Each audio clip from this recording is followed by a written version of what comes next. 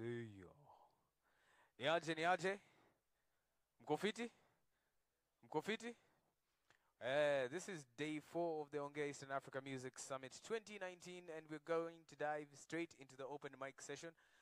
What I'd like to ask, church rules. Huku tunakuanga na church rules. This is our own little church, and today being Sunday, kwanza kabisa, move to the seats at the front. There is no logical reason for you to sit in an empty seat at the back. Na hizi ziko empty. That's the fourth row. Especially if you're performing. Especially if you're performing. Especially if you're performing, please, please, please, please move to the seats at the front. Am I going up front? No, not now. We will later. We're waiting for As we move on, if you're performing and you have, if you're playing an instrument, please talk to the tech. You have it, make sure you have it tuned. If you're doing playback, by playback I mean you're playing an instrumental from a flash drive. Actually, that's the only option that I'm going to give you. Flash drive. Sio simu. Flash drive. Get it on a flash drive, get it to the DJ. We will not plug your phones. Kuna wase ma Android hapa na mavirusi. We will not plug your phones into our system. Kwa hivyo, flash drive, tafadhali.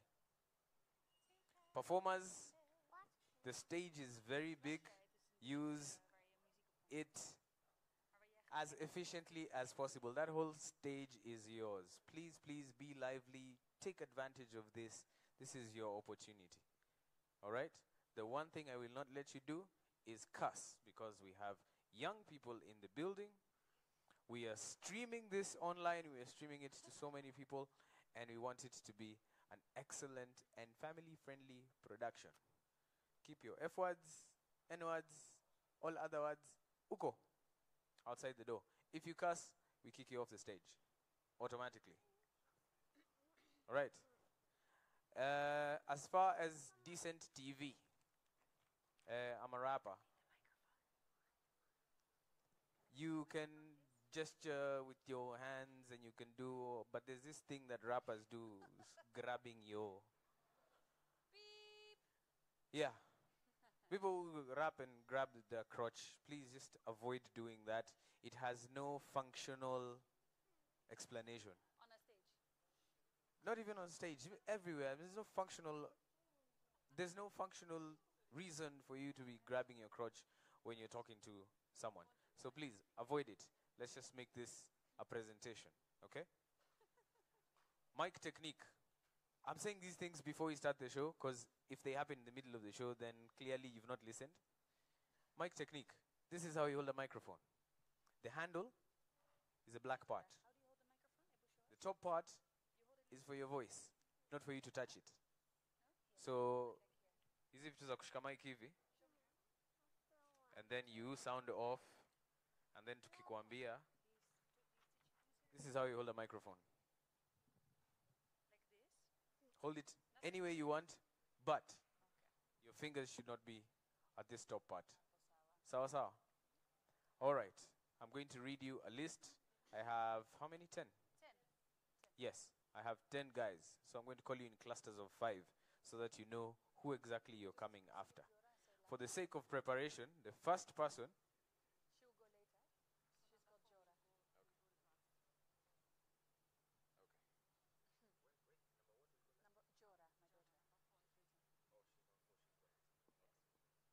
my daughter. Young Horrors. Then there will be more people.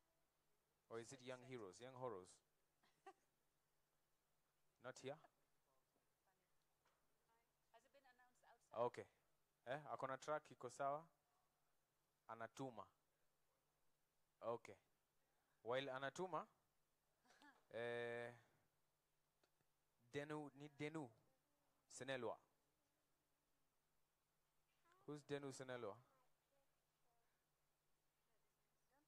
I don't think they have your Ayuko? now. Do you see a picture somewhere? Okay. That can be cancelled out. What? They're gone. Yeah, Denu Senelwa is not here. What? Have they been announced? And yeah. Yeah, they know. Denu Senelwa. Grass B. Grass B, do you have an instrumental? Ushapeana. Uko na instrumental ya Grass B? 1 second. You want to come? 1 second. Enda pale uconfirm. KC Gloves. Instrumental. Kwa simu. Try as much as possible to get the instrumental. Talk to the DJ. Trappy. Instrumental. Ama beat. Unaweza kampia hapa.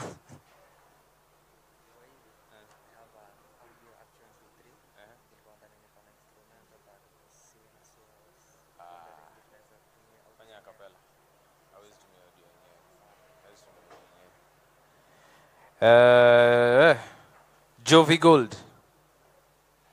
Instrumental. Acapella. Sawa.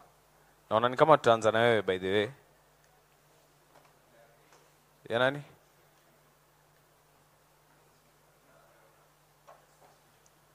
Oh, kwa sawa. Yako iko ready.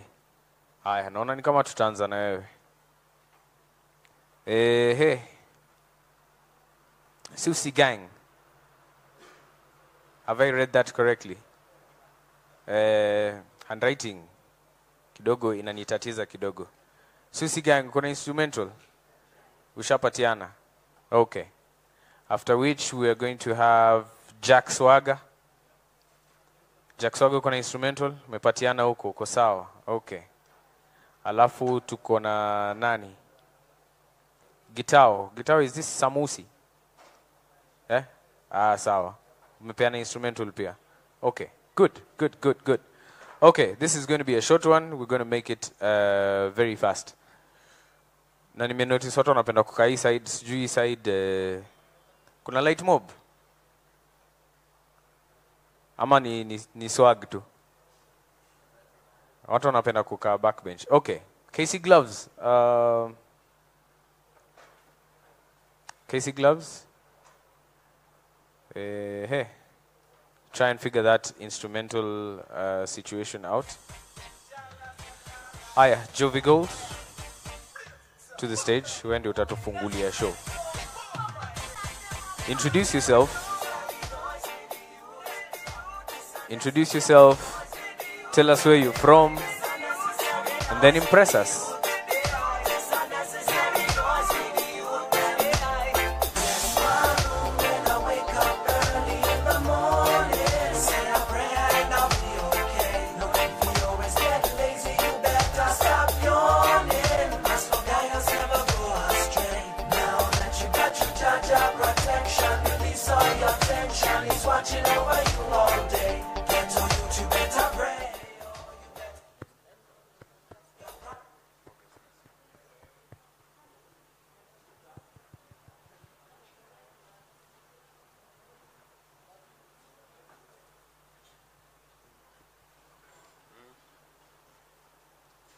Yo, the stage is yours. ONGEA.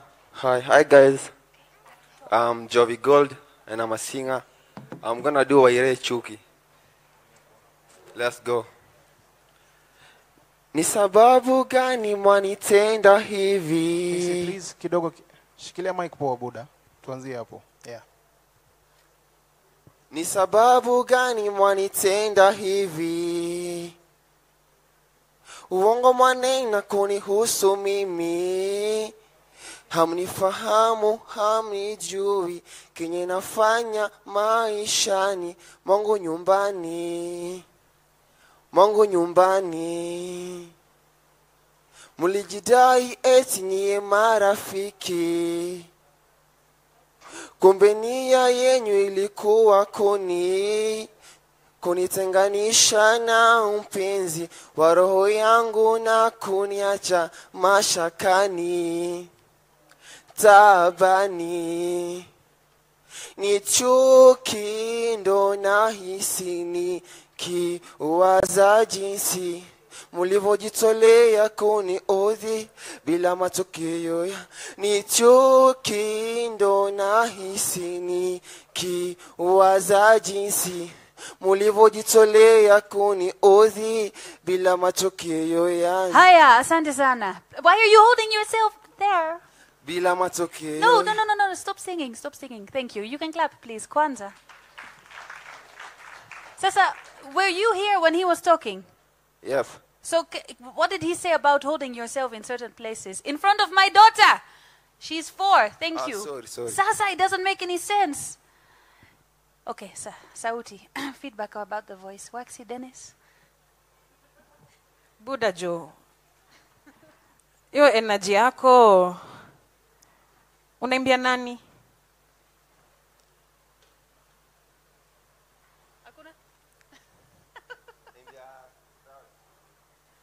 Crowd, have you guys felt mmesikia kama anawaimbia? Just be honest. Do? You do? Do as in no. Do as in no.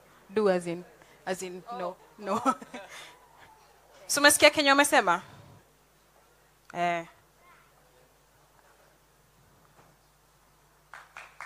Makofi. Grass B. Grass B to the stage.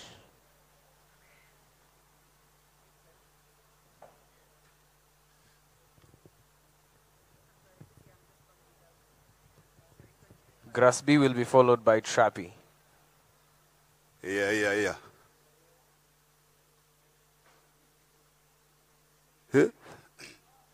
Hi, my name is Grasby, kiongoza kundi la TLB Brothers. We are doing the gospel music. Ready to present you the song entitled Kimungu Kal. DJ nipe beat. Yeah.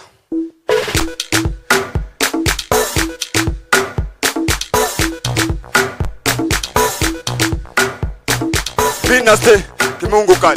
Me will survive Kimungu Kal. Mina stay Kimungu Kal. Kimungu Kal. Kwa uwezo wangu ni Kimungu Kal. Mina stay Kimungu Kal. Me will survive Kimungu Kal. Kimungu Kal. Kwa uwezo wangu Kimungu Kal. Mina stay Kimungu Kal. Me will survive Kimungu Kal. Kimungu Kal. Kwa uwezo wangu ni Kimungu Kal. Jukazana pati nina life. Sinanga kakitu pati mi ungoni. Wanakula, wanaishi poa. Shuleni, wanatamba. Wakiniombea mabaya mimi napokea mazuri. Wakinichomelea, mimi mgumu kama steel. Jobi ugeti, yes poa. Nimetoa mic lakini msianijui. Kila nafanikiwa, mimi sielewi. Kila nachogeti, Mr. G. Life ya wangu ni question mark. Mina stay Kimungu Kal. Mi usurvive Kimungu Kal. Kimungu Kal. Kwa uwezo wangu ni Kimungu Kal. Mina stay Kimungu Kal. Mi usurvive Kimungu Kal. Kwa uwezo wangu ni Kimungu Kal. Ruka Kimungu Kal.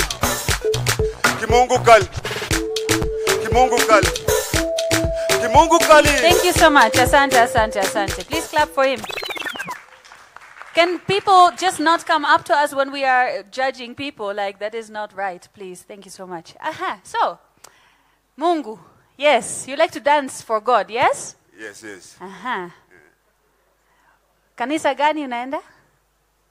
Mimi naenda Good News Mission. Sawa. Yeah. Okay, my opinion is this. Yeah. If you want to sing for God and God is what you love most, you love God more than anything, yes? Yeah. You sing with your heart. Sasa umeshout kwa mic. Hiyo ni nini? Relax. Sawa? Aya, learn how to use your voice better, learn how to sing more, but remember, unaongea na nani? Sa God. Unaongea aje na Mungu?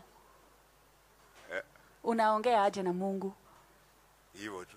Kushout. Kushout. Sidiasikia. Sawa, thank you. All right.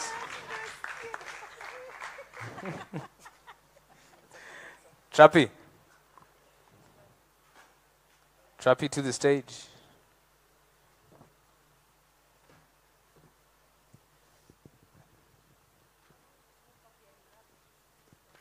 Niaje wase. Okay, mimi ndio naitwa Trappy. Yeah, the song I'm going to do ni I dedicate this song to all the mothers out here. Wenye wana hustle, wenye wana support family zao, even without the support of their husbands and fathers. So, I hope mta enjoy. Yeah. Mom, you better listen to your son, but to kick dust and rise up. Mom, I'll never rhyme enough for you. Sishuku my love for you, cause it's enough. I don't know how to say it to you. I'ma write a song for you, and it's wrapped like a gift, so receive it with your both hands. Yeah. He's your son, Mom, but tell a story of his life, the life that you gave him and you got nothing back. All we did is lack food on the table till you woke the neighbors up just to get the leftovers, then you take a nap. It's like the life got over when the daddy left. I know the shit had you over, but we never felt the pain. Ma, we was too young then to comprehend. We used to share the same bed with the sister, and troubles never seemed to end. Couldn't pay the rent. We never knew, you never told us, so the daddy went. Oh man. Okay. Thank you.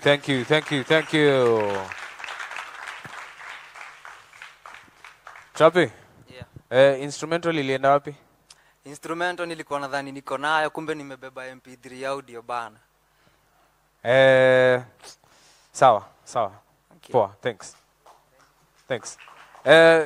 What I told you guys is part of you guys coming here for the open mic is that we turn this into a master class where we teach you the basics.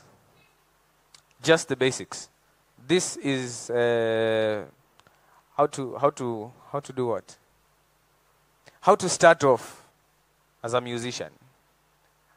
Specifically, a performer, right? You're from the studio, you already have your song. Sindio? You're going to perform. Tafadhali, tell your producer, I want, nasikia watu wanasemanga 3-piece. Sindio? Unajua 3-piece? Sawa. Me, I'm telling you, stop asking for 3-piece. Ask for a 4-piece. Ask for the vocals, kando. Ask for the instrumental, kando. Ask for the track itself in completion, kando. And then ask for the fourth thing is what we call a performance track. Sindio? So performance track ni utakuja kupiga show nayo hapa. Mwambie toa verse, bakisha background vocals, bakisha chorus. Yeah? Alafu ipati ya verse sasa tunakusikiza wewe kama msanii. Because if you come here with a full track and you're performing here with a full track, you're not performing, you're acting.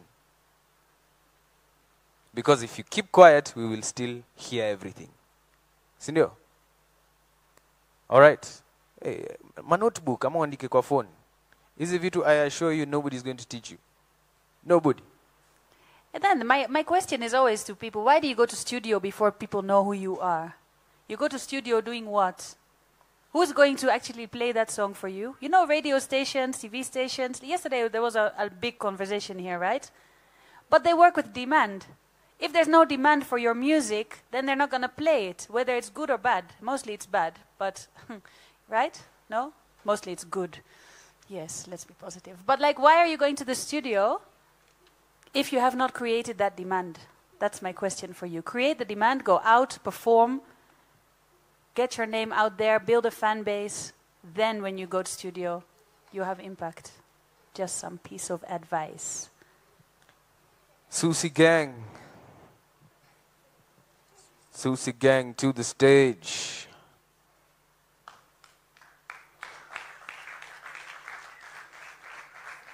It's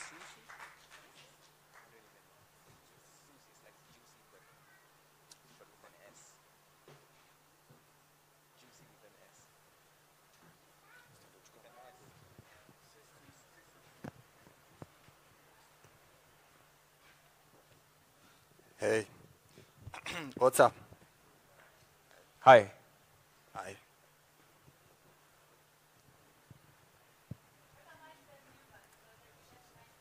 You can move the mic stand behind you. Yeah, so that you take advantage of the stage.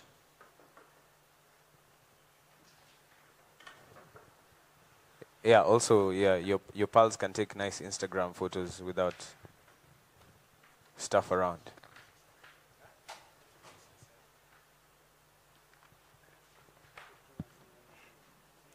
Hey, we are the Swissi gang. I'm Yuno. This is Mescaz and Spoopy. Yeah. And we got a track named Go Gaga. And we're gonna present it. Whoop. Yeah. Shika mic poa. Hapo.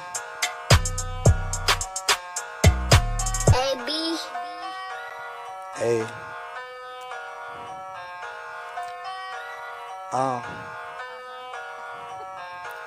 When I pull up in the stage. No. Endelea, uko kwa stage.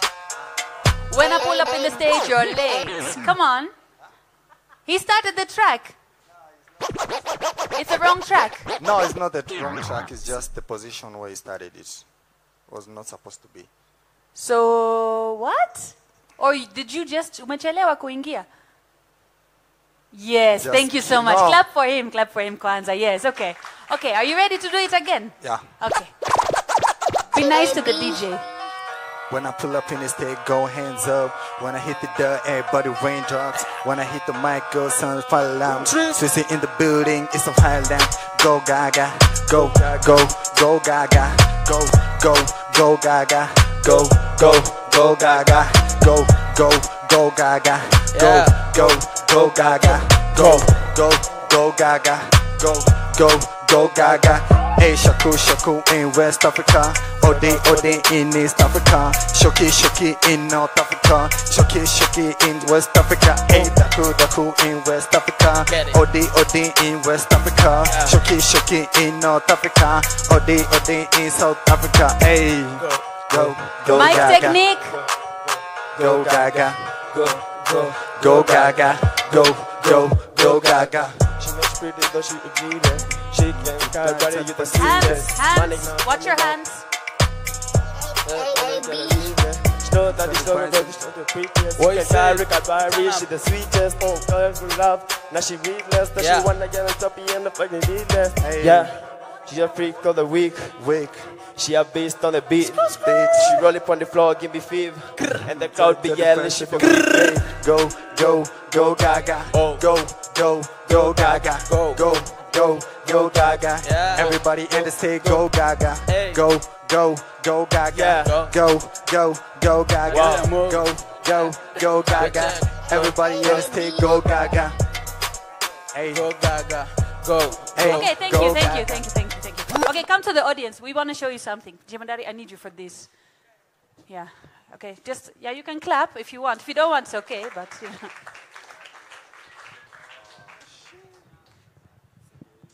Guys, what kind of lyrics are you singing in front of my daughter?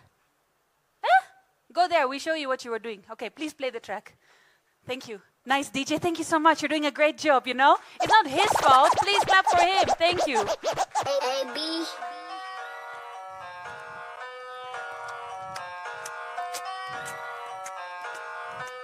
Go, Gaga. I'm chewing gum. Go. What's that? Where are you guys? Yeah, thank you. Exactly that sound. Like, you know, like. Listen, unaingia vibaya. Where are you guys? Where? Okay, sawa. Unaingia vibaya and you blame the DJ. The DJ is here doing you a favor, to be honest. He is here doing you a favor. You don't shout at him.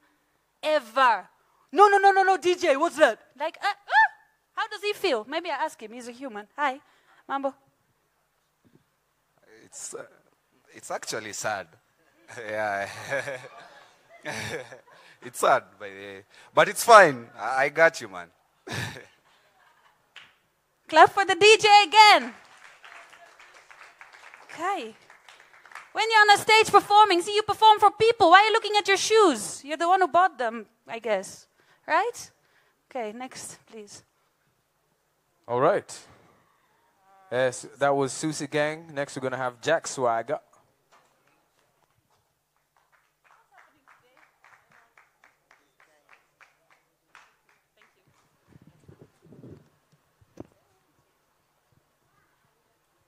Hello, people. Hi. My name is Jack Swagger. I'm a Christian rapper.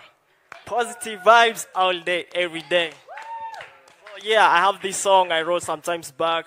It talks about my passion. I'm so ambitious, man. I really want to make it big. I really want to be great. And so I hope these lyrics are going to touch you somewhere, okay? So let's go. Sorry.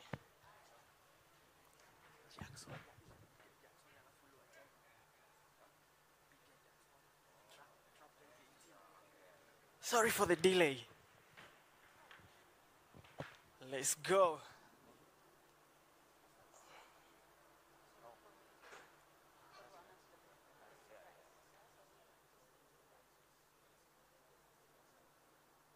Not that beat. No, that's not my beat. That's not my beat.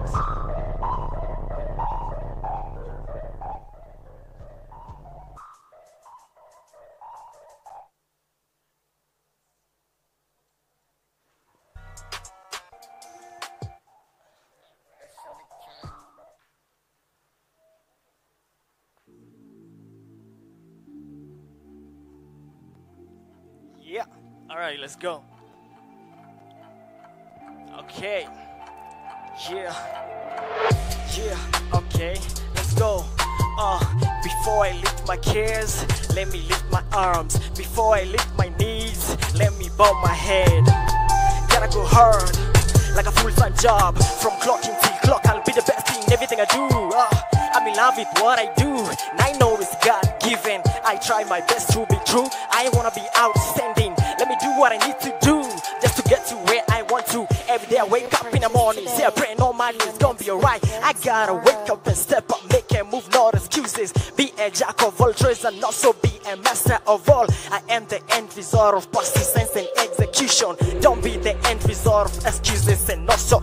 Way back I never used to be me. Now I'm here, just wanna be me. Way back they used to never hear me. Now I'm here, I want them to hear me. I was confused, do I gotta do this? Was I meant to be here? Can I just stop here? This year, I'm out here, I just wanna make things clear. I'm working, I'm grinding, I'm trying to be the best that I can. I'm praying and trusting in God to give me what I need here. I just gotta do what I gotta do to make sure that I get to the top. I believe that I got what it is to be exactly where I wanna be, and God is gonna take me there. I'ma keep on walking, I'ma keep on grinding, I'ma keep on going, I'ma keep on moving, I'ma keep on keeping on. Yeah, that's how I do it, how I get things done. Gotta do my best right here, right now. I know I can, I know I can. Yeah, we all can do it, huh?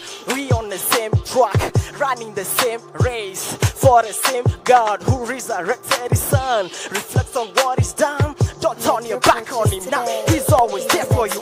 He wants the best for you too. I don't care what people say about me. I don't even give a damn what they think about me. I'm here to say, I'm here to do what I do best. Cause I wanna be the best in everything I ever do. I gotta put my goal first in everything I ever do. I gotta put my goal right where he belongs. Yeah, let's go.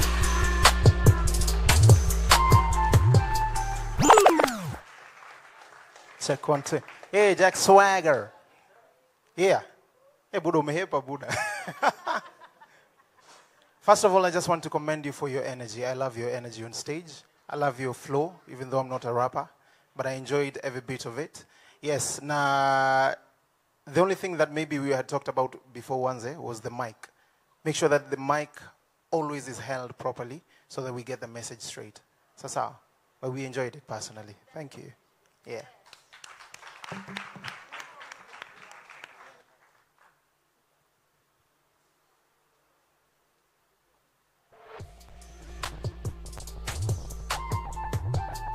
All right, remember, you need to give the music to the DJ in advance. Okay? In advance. Si eti nikikuita ndio unaanza kutafuta Mr. DJ hapo. Casey Gloves, where you at? If your instrumental is not ready, please a cappella. It's ready. Sasa pale with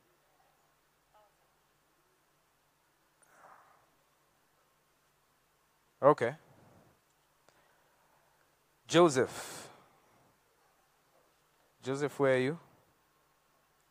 To the stage.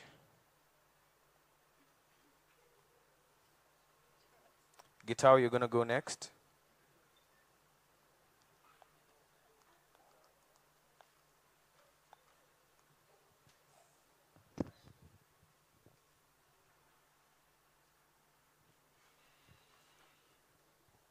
Hi, guys. Hi, too. So I'm going to present a spoken word. So just listen.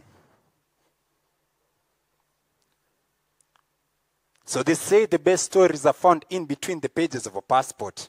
But the bitter stories are found in the depth of our hearts. I cannot fade off my memories because every time I look at my mirror, I feel broken. I see my mirror has cracks and I got scars. All over my face, all over my hands. My whole body looks unpleasant because it all started day one. I was born in the streets where no one cares about a niche or a ditch because everyone is after the money. I was born while a movie was being staged, a real movie between the owners of this nation and the sons of this nation, in quotes, i.e., between the police and the common people. But in between there were thieves. And I was only 1 day old, and I was stolen away from the hands of my unknown mom. I grew up in the hands of a beast who taught me how to use my fist. At 12, I knew not how to handle a pen, but a bigger gun. So they say practice, practice makes perfect. And here I am, a professional in all aspects. I am no longer a suspect. I am a criminal who creams himself with rolls of gold. I've never worked in a salon, so I leave no peace behind. I loved the darkness. To me, it was the paradise. But to everyone that I met in the dark, it was real hell. I cared less because I was too left-armed.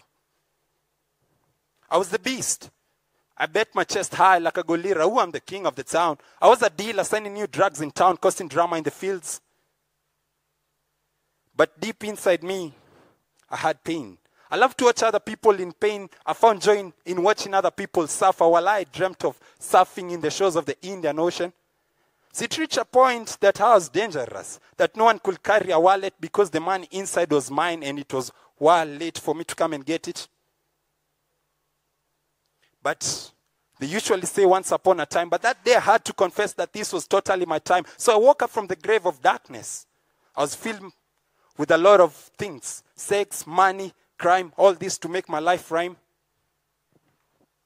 So in my daily busy like a bee, trying to hit on a home where people had gone for honey. There I found myself flying close to the moon. And that's when I realized there's a different definition to the word honeymoon. So there I found police waiting for me. They had known my schemes. I had no time to surrender because my arms were full down. Shots after shots, I had to dance to the new gun music. And it was all silent. So the next time I found myself, it is in the middle of the sea, my whole body hurting. And that's when I realized that I was shot at my back. I can't remember what happened. So I cried for help. Luckily, a good Samaritan came to my side and took me to hospital. I was no longer free, my hands in cups, even though I was still taking my cups. 2 policemen at my ward entrance. I could not hold it back. I wished to die, but I saw it as a miracle because as I saw the news, it said that the police accounted to have used over 1,000 bullets, but I only got 1. It was a miracle. And it was there that I started thinking, and I started using my ink to spread off his favor. You see, Jesus wanted me the way I was and converted my life. So the next day, I didn't have Monday blues because it was my judgment day in court. I usually had cases in courts, but guns in my court. But this day, it was me in the courts. I was accused of many things. It reached a point that I had to plead and say, I'm all guilty. I was sentenced to death, but luckily enough, I met Jesus that day.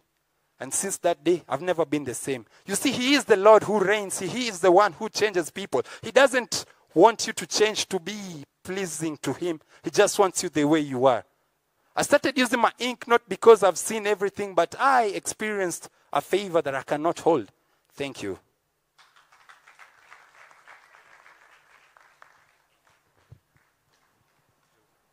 Joseph. Wow, that's a story. How did you write the story? Could you tell us more about that? What's the background to that story? So, I am from Ngong. Before you reach Ngong, there's a place called Mbulbul. So it's like a street. And through my experience with what I've seen, it's something like a normal thing to be a thief, to steal from other people. It's just like the normal thing. I was once a thief, but not as the way I've expounded in the poet. But after I gave my life to Jesus, it has never been the same. You have a lot of talent, Joseph. You make sure you tell stories, use your story to tell stories to inspire others. You have inspired me, and I think I'm speaking on behalf of my whole team. Thank you so much for sharing this. Thank you. God bless you. Joseph, I have one probably suggestion. If you can find a piano player or a violinist, because what you're saying is emotional, and it would be nice if you had just a small music bed, just to add some rhythm, and it also helps you with your poetry, because now you can create some dynamics. You know where you'll go high, you know where you'll be more intense, you know where you'll go soft, and you'll send the message home a bit easier with music behind it. Thank you.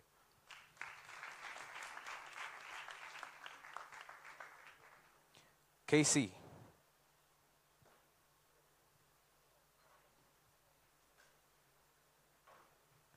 Young Horrors, are you here?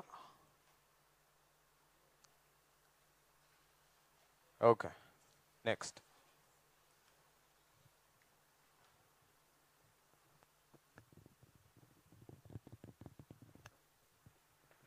Hello, my beautiful people. You can call me Casey Gloves. I'm from Migori County. I want to do a song for you that is known as Walai. I wrote it last year and it was recorded.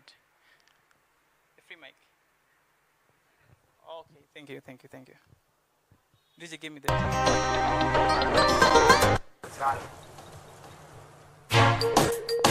Yeah!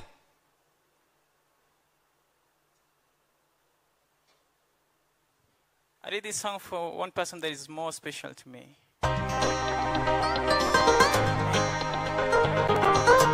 Start, DJ. Oh yeah, oh baby, oh yeah. Baby, you girl, you make me fall in love. Baby, you make me stay around. Cause you know I get no other one. Keeping me strong and I fall apart. And a biko, baby. Nara, I never know I make up plenty dollars. Baby, Kenyan money. Remember by the time you had the falling time in school. Baby, you're the one I fell in love with. You're looking so nice, my baby, feel in love. Baby, you know you'll be the only one. Keeping me strong and never fall apart. Keeping me strong and never fall apart. And the biko, baby. Nara, I never know I make up plenty dollars. Baby, Kenyan man, walai, sikuwachi baby, walai,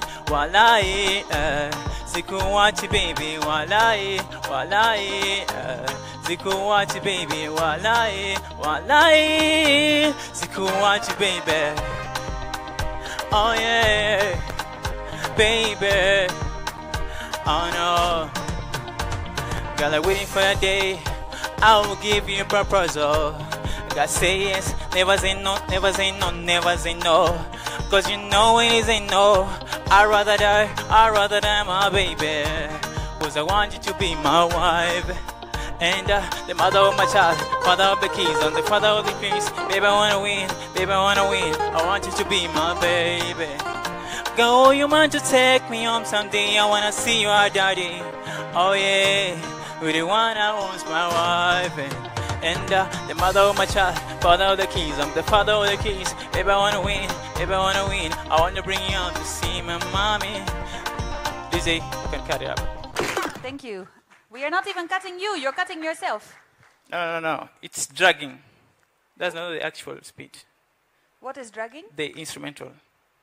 Is it the instrumental or is it because you're not singing so well? No, it's the instrumental. It's a song that is recorded already, so I know it better. Do you want feedback or you think you're fine? No, trust me. It's just fine. I'm asking, do you want to learn or are you just okay like this? No. Okay. I'm not okay. Sawa. So, for your voice, you're singing very much like this. Which is like a combination of squeezing your throat and singing in your nose. So you need to learn to breathe properly. You're not actually breathing properly in your belly. And when you are letting the sound out of your voice, you need to sing with an open throat. And for that, I would advise you to take some singing lessons to be able to control your voice better so it doesn't sound dragging. And then the diction, I can't hear half of your words. So make sure you work on that so that you can improve the way you sing. Sawa? Thank you. Welcome. Thanks.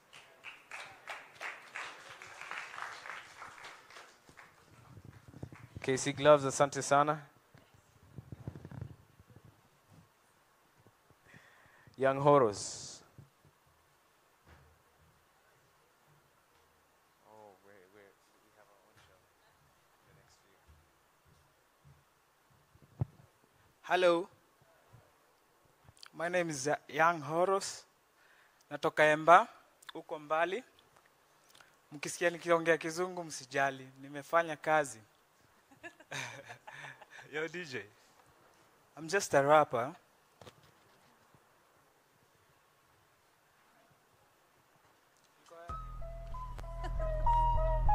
Hey. Yeah. Mirror, mirror on the wall. Who's the baddest of them all? Horror swift them off. Joko chini sana, all they do is just crawl. I'm from the forgotten past of the east side. So stuka nikifanya exactly how a king does. Balling for sure day, yeah. I got the king bars, no manata squeezy prince who need the cars. Hey, nikiingia kwa giza na tisha. Nafanya baby anakoleta rakisha. Kisha unajifanya protector kwa kilisha. Ujusi ndo alengia mfuko bila kupisha. I had a dream but I nishaamka. Car was broken lit. Hey, I can't remember you. I'm just a hey, Horus baby. Listen. Hey, hey, hey. Ndabonga uone nikani hate speech. Lakini kenye nafanya ni ku hate this. Ndo niache ni ando my own biz. Hadi nifanye big ya rudi kuuliza who's this. Hey, wananiita Muhammad Ali. Juu nikikumit kuwa ready kubadilisha hali. Na kupanga sura ka budget alafu fucking I. Dude, my 4-year-old is in the house. Can you apologize? My bad. Sorry. Just get off the stage. Sorry. No.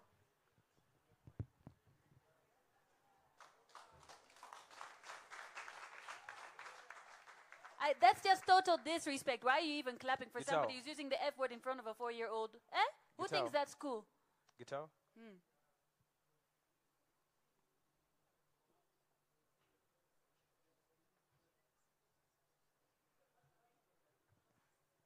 Yeah. Uko fiti? Mimi naitwa Sisipi. Nataka kuwapatia freestyle hapo na beat ya Dre na upmita bamba. Twende. Yo. Mississippi yo. Ati mina come through tu nikismile kwenye mic 1 2 na ma freestyle kwenye mic mina flow kama River Nile nalipuka mistari design ya missile nasikika hapa hadi kule dozen mile na wabamba kwetu hadi ko exile jina ni Mississippi kama huna clue unapenda red mimi napenda color blue style zangu high Johnny Sky blue yo ati jina ni Mississippi kama huna clue mistari zangu high ni sky blue unapenda red mimi napenda color blue yo ati Mississippi kwenye track wananita shark vile niko sharp na mistari na attack na washika na wavuta na mic kama spark piga BG Nas na Tupac sitambui luck hard mimi na work nisi live this world bila mark hey yeah ati yo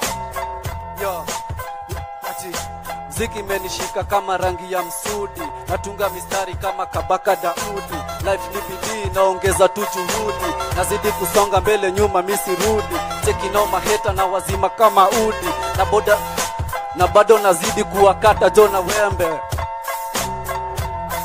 yo asante Guitar. Umerecord?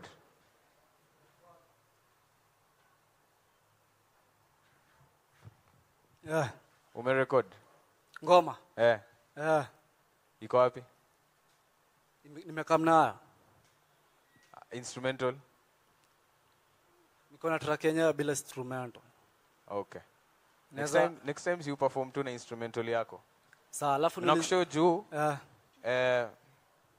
Okay, sitaki kuambia watu how old I am, but nimesikia hiyo beat ya Still Dre for so long. For 25 years. For so many years.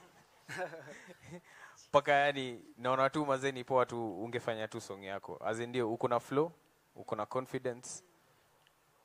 Since you have already owned the skill, so you own the presentation as well. Sawa, niulizaje? Unaweza nipatia chance nifanye kapela moja? Hapana. Tuko na watu wengine. Ushakula dakika zako 2. Nilikuwa naomba unipe tu. Ushakula dakika zako 2. Nipe tu na kuomba. Ushakula dakika zako 2. Sawa, fiti. Please clap for guitar. CCP, ko sawa. Denu Sinelwa.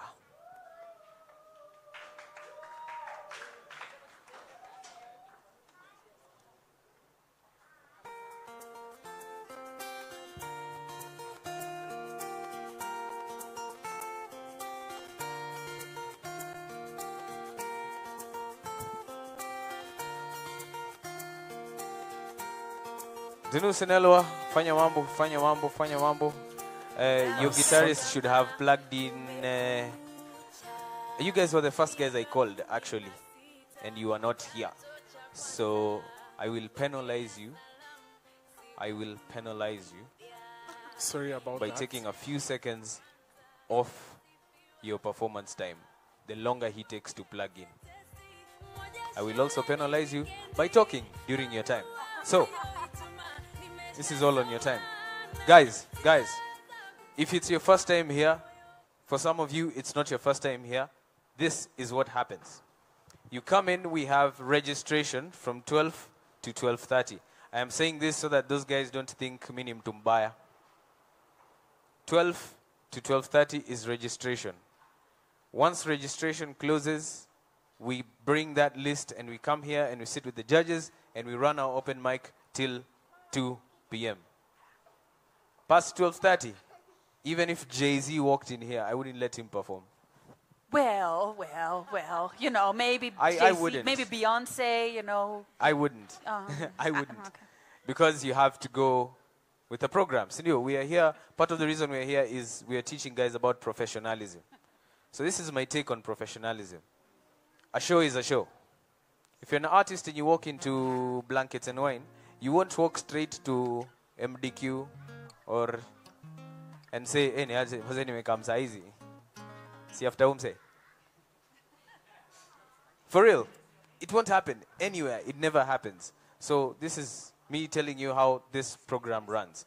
And then the tricky part is, we have Saudi Academy here, and we are doing these auditions because we are also giving out scholarships. So on every single day, we've been picking winners based on how people perform. And the ultimate winners from each day get to be the guys who close this session on Sunday. We've been doing this for 4 years. This is the program. All right? So, after he is done, we're going to call the winner from Thursday, the winner from Friday, the winner from Saturday, and whoever stood out from the first performances of today. So far? So far? No one. Oh, yeah. And then we're going to have a showdown. And from this showdown, we're going to look for 2 winners because we have 2 scholarships to give out from Saudi Academy. So that's the program. Once he's done, we're going to dive straight into the original showdown. I am also blessed to be in the presence of last year's Saudi Academy scholarship winner. Atatuambia the experience of how this thing has been. Amekuwa Academy for 1 year, just about to graduate. So we're going to give him a chance to tell us that.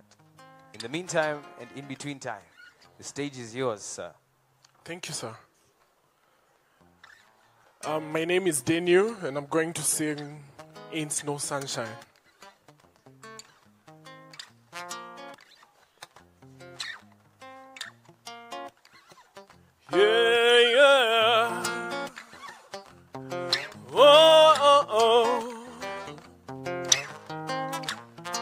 Ain't no sunshine when she's gone. It's not one when she's away. Yeah. Ain't no sunshine when she's gone. She's always gone too long. Anytime she goes away. Said I know, I know, I know, I know, I know, I know, I know, I know, I know, I know. I ain't gonna leave for the love.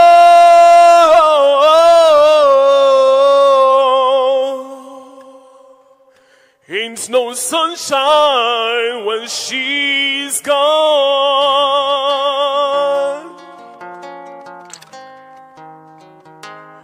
Oh, yeah. Ain't no sunshine when she's gone. When she's gone. When she's gone. When she's gone.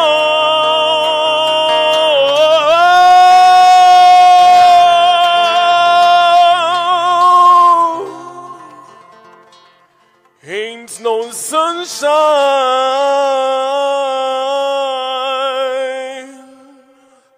when she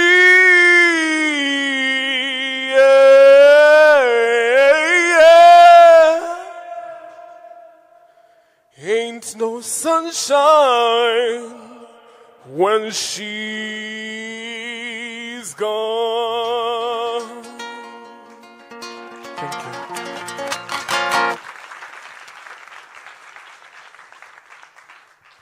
Yes. Thank you for that performance. Thank you for believing what you are singing. Thank you for singing for this woman who is taking the sunshine away when she walks out of your life. You did very well. Thank you. You need to work on your pitch because it is you're using really nice musical variations, but your pitch is not precise. And that's because you're constricting your voice. You're not using enough support. But we can work on that. You have a lot of potential and passion. Thank you. That was very nice. Yes.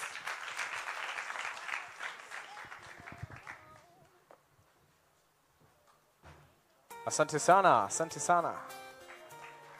All right. Every once in a while, I have the pleasure of introducing an artist who's different. And the artist who's different, in this case, this time, is different based on age. So I want to bring the youngest person in the room to the stage. Put your hands together for Jora.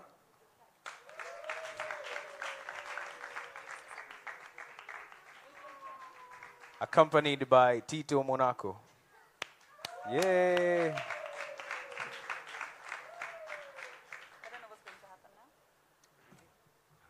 Yeah, so Jora is my daughter. She's 4.5. Right, Jora? Are you 4, Jora? Ooh. Yeah, you're 4? Wow. What are you going to sing today? Can you say it in the microphone? Ice cream song. Okay, and who made that song for you? Me and Layla. You and Layla. And who's Layla? My friend. Oh, okay. Are you ready? Okay. We love ice cream and ice cream is yummy. Ice cream is yummy and it's very yummy. We love ice cream and we love ice cream for today. Everybody clap.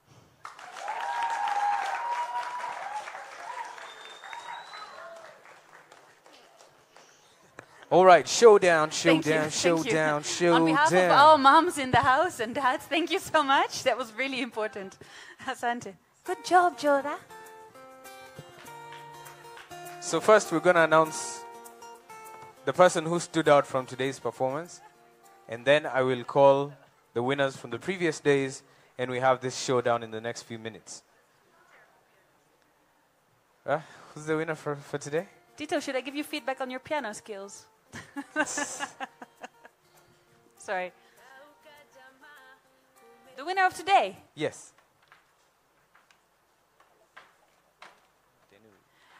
The winner of today is the one and only Dennis, who saved the day. Clap for him, please.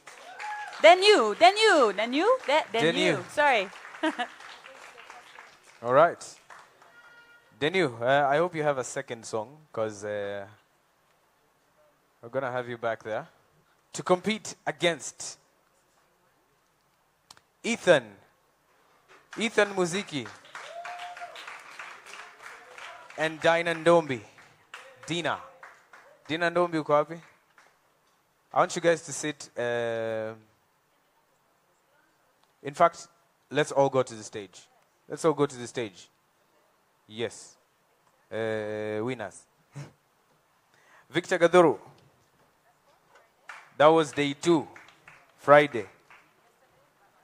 And then Barbara from yesterday.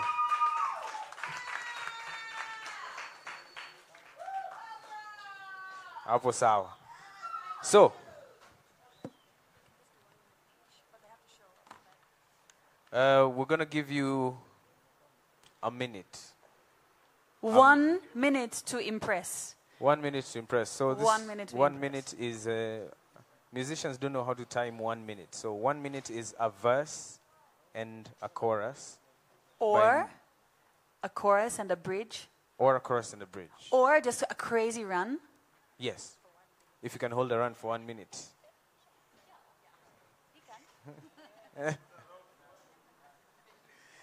All right. Are we starting in the order that we won, or? Now that you're on the microphone, you're going to start. Your time starts.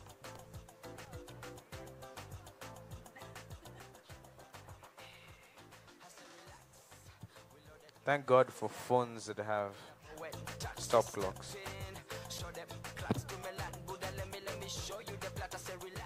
All right. Barbara, your time starts now.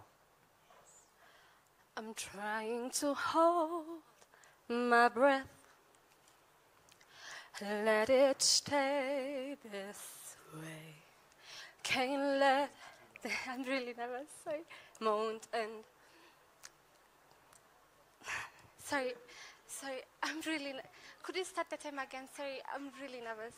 Girl, just continue. Okay. Just breathe. Take my hand. Would you stay here with me? 'Cause baby, without you, all the shine of 1,000 spotlights, all the... Gosh, I'm really sorry. Okay, I want you to think about something. Just hold on. Barbara. I'd prepared. Question. Why do you want to join Sauti Academy? Why do you deserve the scholarship? Don't talk about the others, but talk about why you deserve it so much. I think I deserve it because what I did yesterday was based on what I've never taken a music class in my life before. And what I did yesterday was just based entirely on my own hard work and tumbling and falling and trying to, And so if I could do that, how much more can I do with the proper training and the proper mentors? I believe I've not even scratched the surface yet. I believe there's so much more that I can do, and I just need the proper guidance. So now sing. Okay. I picked up your shirt this morning. I don't know why, Mr.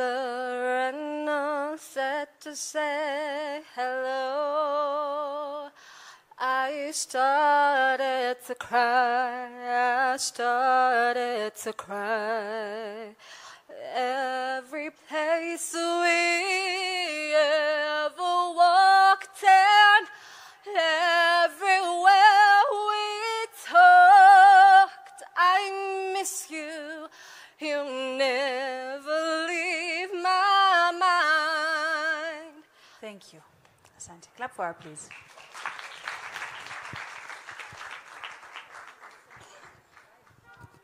All right. Denu,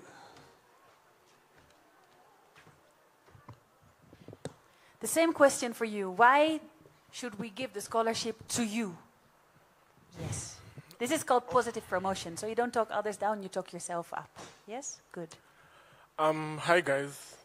So I've been singing for a while now, but I feel like there has been a like a stumbling block, simply because I have the writing for me. It's been really hard.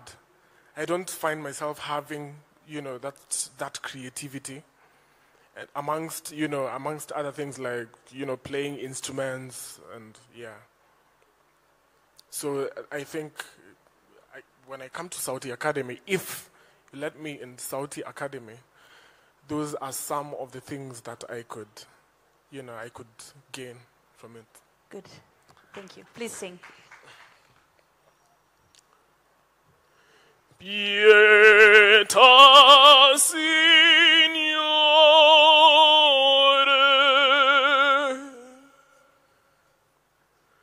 di me dolente.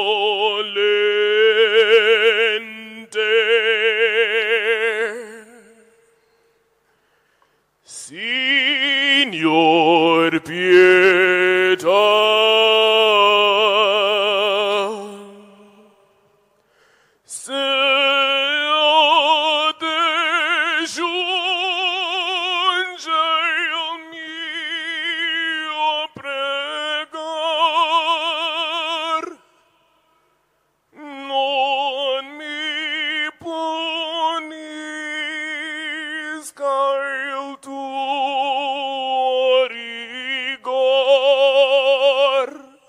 Thank you. I have one additional question. Please clap for him first.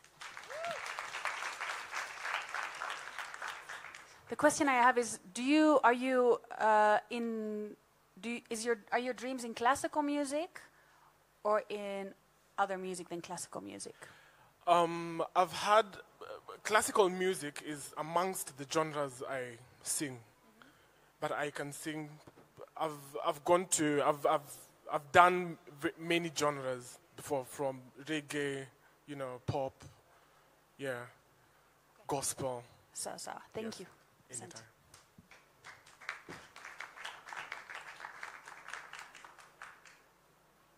Dina.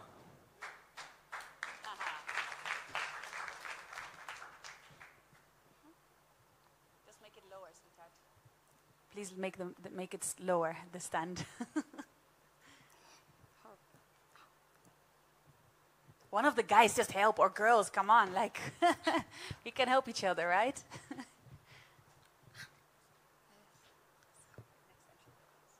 Same question.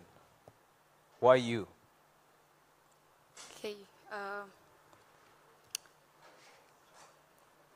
I've ever seen what Saudi Academy does, and it's an amazing place for me. If I get such an opportunity, I will grow musically, and I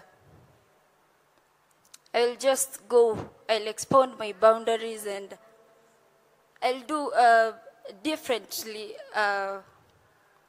Okay, I'm singing right now, but I feel like when I get that chance, I'll get to do more and become great in my music career. You're singing right now. Yeah. Sing. I will be what you want me to be, and I say yes, Lord, Lord, I agree. My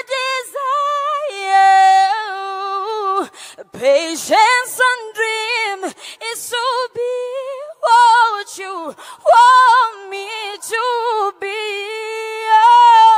And I will be what you want me to be.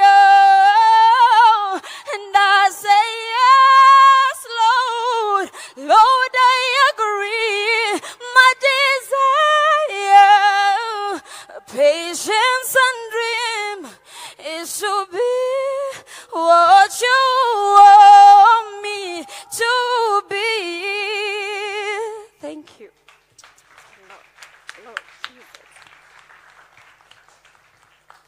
Thank you. Ethan.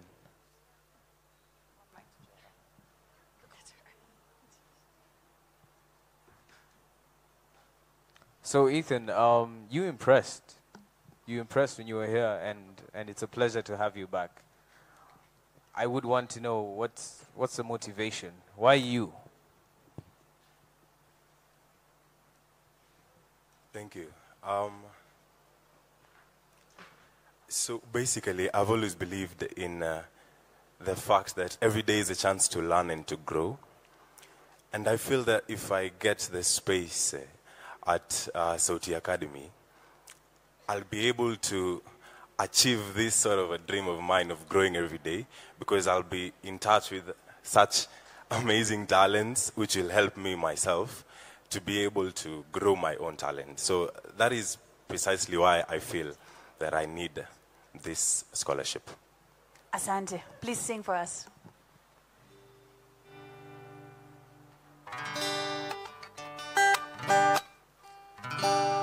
Baby, since the day you came into my life, you made me realize that we were born to fly. You showed me every day the possibilities, and you proved my fantasies of love could really be. Let's go to a place only lovers go, to a space that we've never known. To the top of the clouds we go, floating away. Oh, this feels so crazy, and oh, this love is blazing. Oh, I feel so high, walking on cloud nine.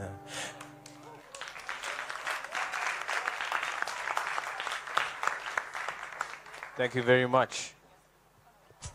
Victor. Yes. Just make sure the mic is stable enough, because I feel like you're struggling. Just tighten it. Yeah, I need another one. Thank you. Okay. So, as you said, I can answer the question. Uh-huh. I've been doing music for a long time. This is something that basically majority of what I do, I've taught myself. And I feel I've seen people actually, just like she said, grow in Sauti Academy, and I know what I want to achieve as an artist. I saw Toto Afrique perform last year, and I was amazed at what these guys could do with their music. And I felt I need a place that I can grow just like that. I actually do music in Kenyatta University, but I just want to grow in a way that I just can't find there. So yeah, that's why I'm here. I'm going to do a song. It's one of my own compositions. It's called Let Them Come.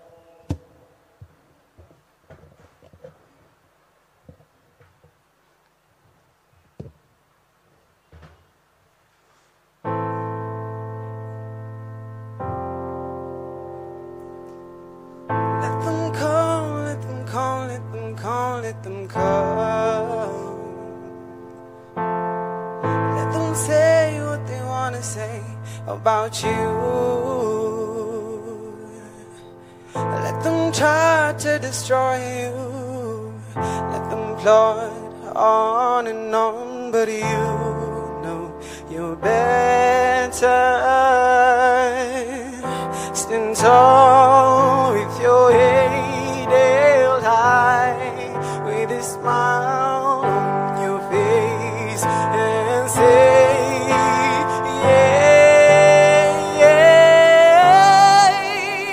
I am beautiful, oh, I am wonderful, oh, I am brilliant, oh, I'm a work of art, and God is the sculptor.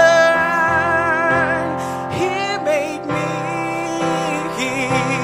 beautiful as ever, and He made me, oh, stand tall with your head held high, with a smile on your face, and say, yeah, yeah.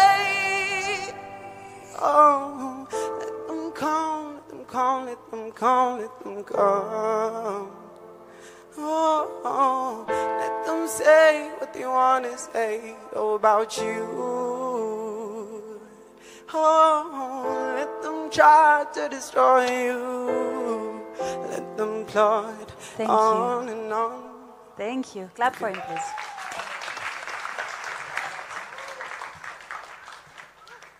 Okay. Judges are going to tell us our winners. So before they do that, as I said, we have the winner from last year. He's been in the academy for a whole year, studying, perfecting, working. And we're kind of curious. Like, you know, we see you on stage and then we see you a year after. I want to know what this year has done. No pressure, Kimboy. Ladies and gentlemen, put your hands together for Kimboy.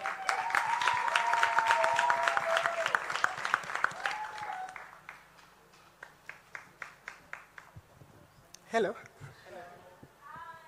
Yeah, I'm Kimboy, and the previous year I was really shaking. I remember I was so much shaking, but now I feel like it's normal to be on stage, thanks to Sauti Academy.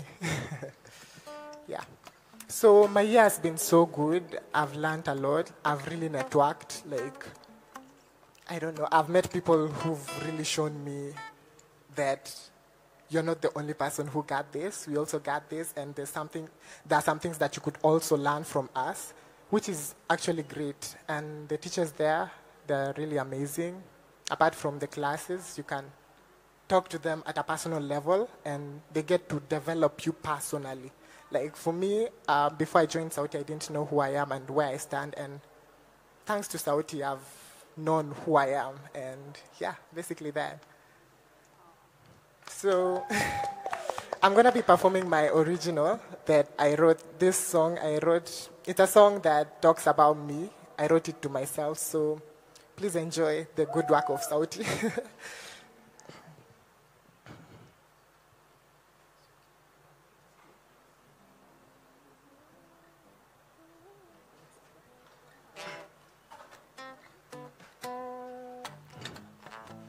Ooh, yeah, nah.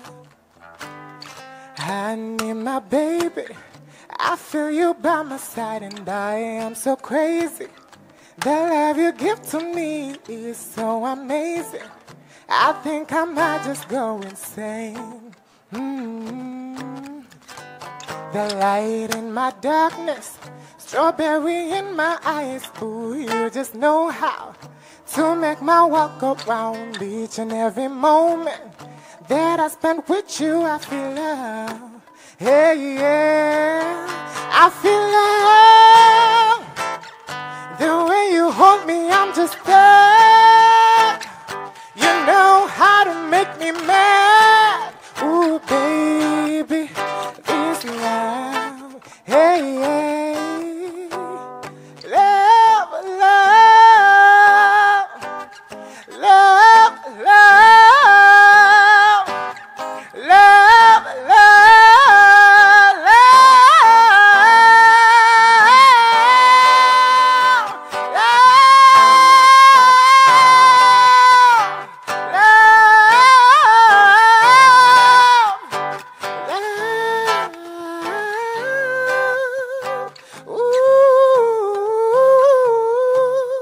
I feel love. The way you hold me, I'm just stuck. You know how to make me mad. Ooh, baby, this love. Ooh, I feel love. The way you hold me, I'm just stuck. You know how to make me mad. Ooh, baby, this love. Yeah, yeah. I feel this love. Thank you.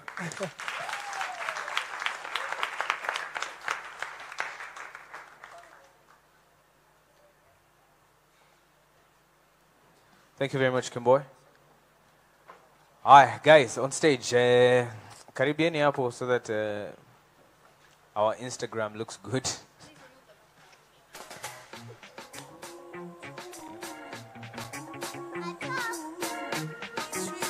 Okay, so we're gonna announce from, as usual. It's more torturous when we announce from. You guys are 5, so we're gonna announce who didn't make it, into the people who made it.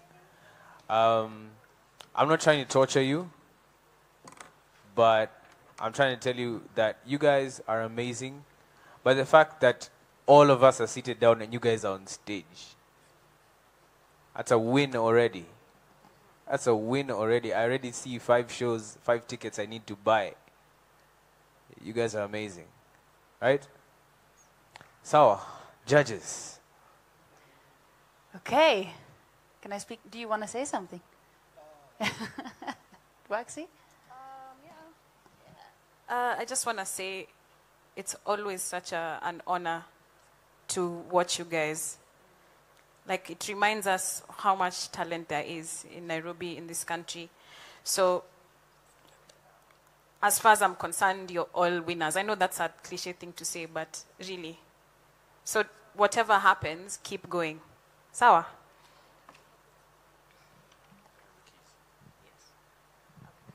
Good. So, if you would have come for the regular auditions at Saudi Academy, everybody would have made it into level 2. That is something I want to start with. Saudi Academy, the artist development program, takes 4 terms, 4 levels to complete. And there are a few exceptions in every audition who skip level 1. All of you would skip level 1. You are amazing and you have a lot of talent. Unfortunately, or fortunately, because it's not unfortunate that ONGEA is supporting us, we are actually super lucky and happy that ONGEA is paying for 2 of you to study music at Saudi Academy. Okay, so please give it up for ONGEA for giving us this opportunity, for developing talent. If there's anybody else in this room who wants to pay for a scholarship for any of these people, please do come over to me, yes? For those who did not make it, I would like to see you during our regular auditions in April. Okay, 27th of April. You guys are amazing. And you can skip the first round. Yes. Good, okay. So, Danu and Barbara, unfortunately, the 2 of you did not win a scholarship today. That does not mean... Jura, I know you want to say things. Shh. Sorry. That does not mean that you don't deserve to be in Saudi Academy. You do. 100%. So please come in April 27th. Come, we work. Okay? We make this happen. Sasawa? We have 2 winners and 3 people who are still in the race. Uh-oh. I feel like I'm Tyra, you know? No? Yeah? America's Next Top Model. Still in the race. Okay. Wait.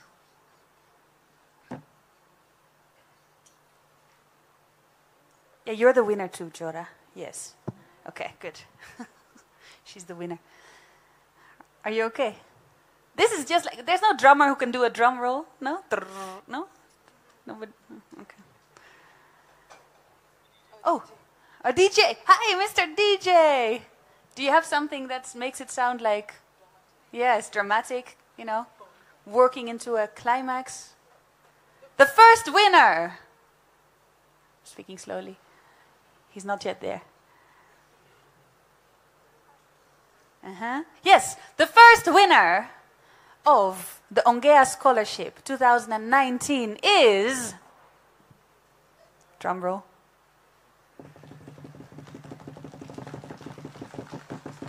Ethan.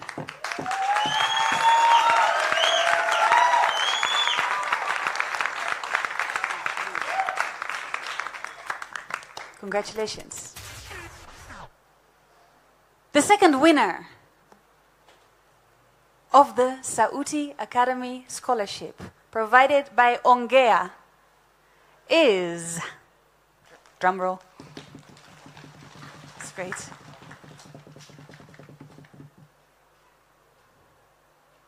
Victor.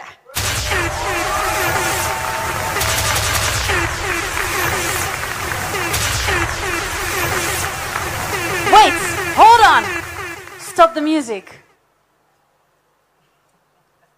Dina, you came all the way from Mombasa.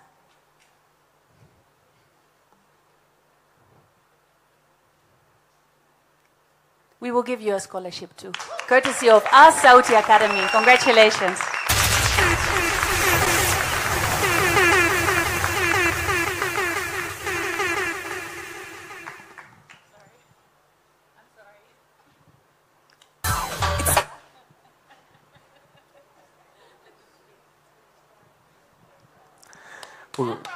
Thank you guys. It's been amazing. You guys are amazing. We are honored to have you on this stage. Thank you for taking the courage to try out. Thank you for taking the time to come and show us what you have. I'd like to thank each and every person who auditioned all the way from Thursday to today. It takes a lot of courage to stand in front of strangers and say, I have this thing I can do. And I want you guys to tell me what you think. It's not a joke. So you guys, asanteni sana. It's been real. Thank you for participating. Thank you. If you're a member of the audience, thank you for coming and listening to these guys and clapping and encouraging them, because that's what makes an artist. We are nothing without feedback. So your feedback is important to us. All right? To the winners, as I said, five artists, 5 shows. Right? You guys have to perform. I'm going to ask you to take some time just before I kick you off stage. Want to do a nice group photo. So you guys come. Do it for the gram.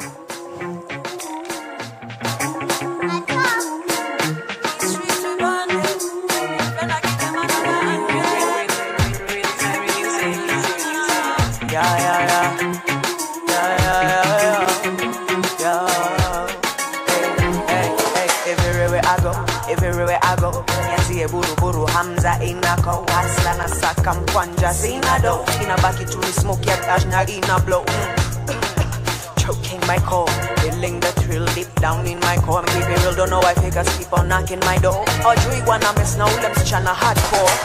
These streets we banded, give them another ghetto under. Stim zip under, give them another ghetto under. These streets we banded. Give them another ghetto under. Slim zip under. Give them another ghetto under. Slim zip under. Slim zip under. Slim zip under. Another ghetto under. Slim zip under. Slim zip under.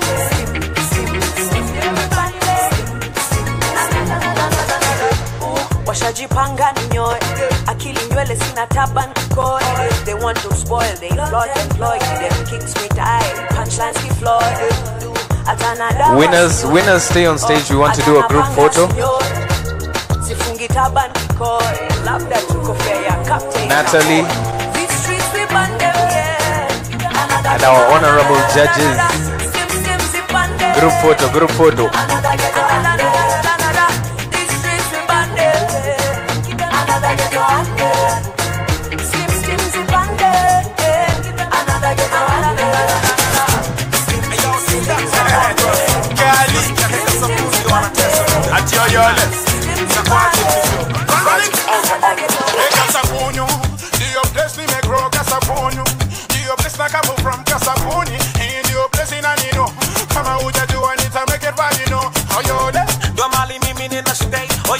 This way you gon' find me every day. Or your left, I mean I care what they say. Got your till they put me on a grave.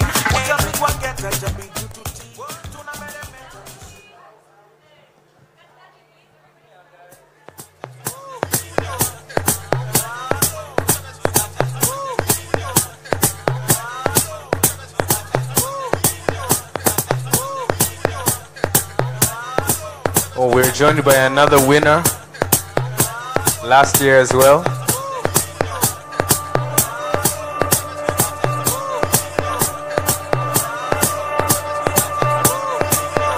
All right, thank you very much.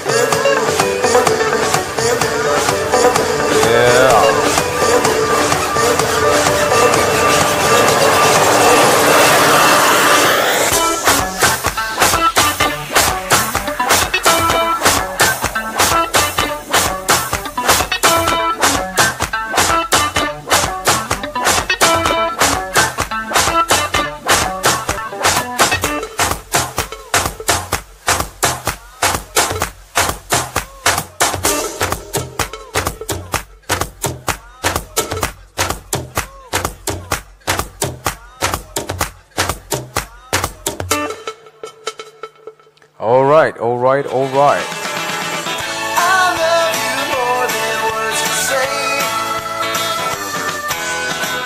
But when you talk to me that way, it just seems to me unfair when all I give is love and care. Oh my darling, won't you please be good to me?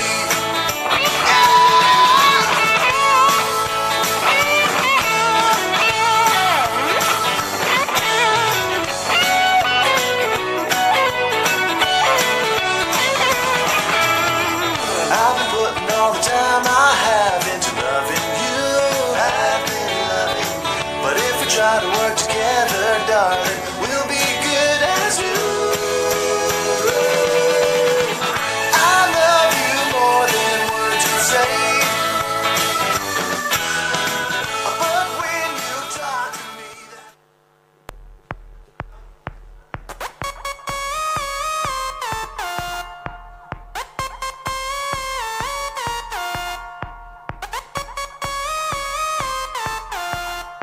Eu não sei qual vai ser o futuro da música, mas eu espero que ela continue se inventando. Eu gosto quando nasce uma coisa nova. So for us, music is at the center of all human activity, and this is not just something we're saying, it has become our experience. We have a global community of over 5,000 innovators. All of them are attracted by music as inspiration. So I'm really here to talk about all of those different things and hopefully inspire people to understand that music is not just about making money, selling records, selling concerts, but actually it has a significant impact in other aspects of the world as well. A gente acompanha assim desde o comecinho, né?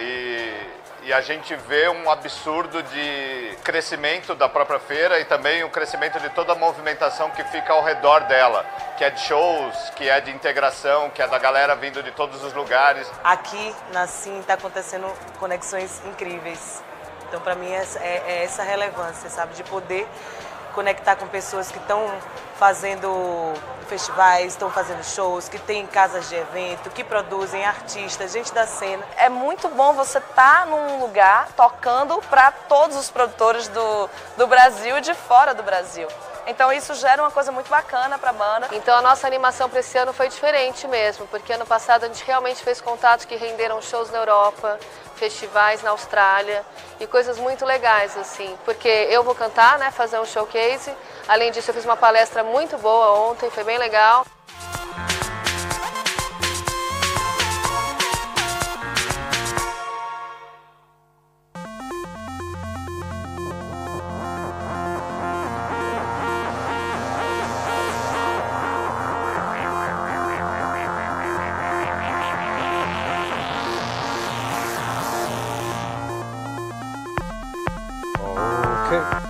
Okay. Check 1 2, check 1 2. Esse lance de ter um palco no gramado, no meio de São Paulo, no centro, é demais. Assim é a nossa festa de final de ano, assim. É onde a gente se encontra para trocar ideia e onde a gente planeja o ano que vem. Isso é muito legal. Os festivais se conectando na CIM. Alguém estava fazendo uma lista aí que já tinha 56 festivais do Brasil inteiro presentes. Então eles precisam, os festivais do Brasil precisam de ter um lugar onde eles se encontram, o festival dos festivais. A gente espera que a gente possa desenvolver cada vez mais, avançar, melhorar, ter a presença daqueles que organizam assim também nas nossas atuações, naquilo que nós fazemos, e ter sobretudo a presença daqueles que frequentam assim os artistas, os produtores, nas nossas programações. Assim, uma proposta absolutamente generosa, avançada, inteligente. Cada vez mais você cria a sua playlist, a sua maneira de consumir música. Não vai existir mais as fórmulas, né? Tem que ter 3 minutos e tal, tem que ter 2 minutos e tal. Ou seja, a música vai significar cada vez mais liberdade de expressão para o artista. A gente fica muito feliz de estar aqui, tanto com os nossos produtos como com o apoio. Para a gente foi um passo bem importante, mais uma vez, para ficar dentro do mercado de games e mostrar que a gente leva muito a sério esse mercado junto com as organizações da CIM. I came to CIM Sao Paulo in 2014 for the first time. And I remember speaking with Fabi and going, one day we will do the Aussie barbecue, and it was yesterday, and I'm still a little bit overwhelmed because there were so many people, and they loved, I think they loved the bands. They indicated that they loved the bands, and yeah, it was all a bit much, but it was fantastic, and we want to do it again and bring more bands.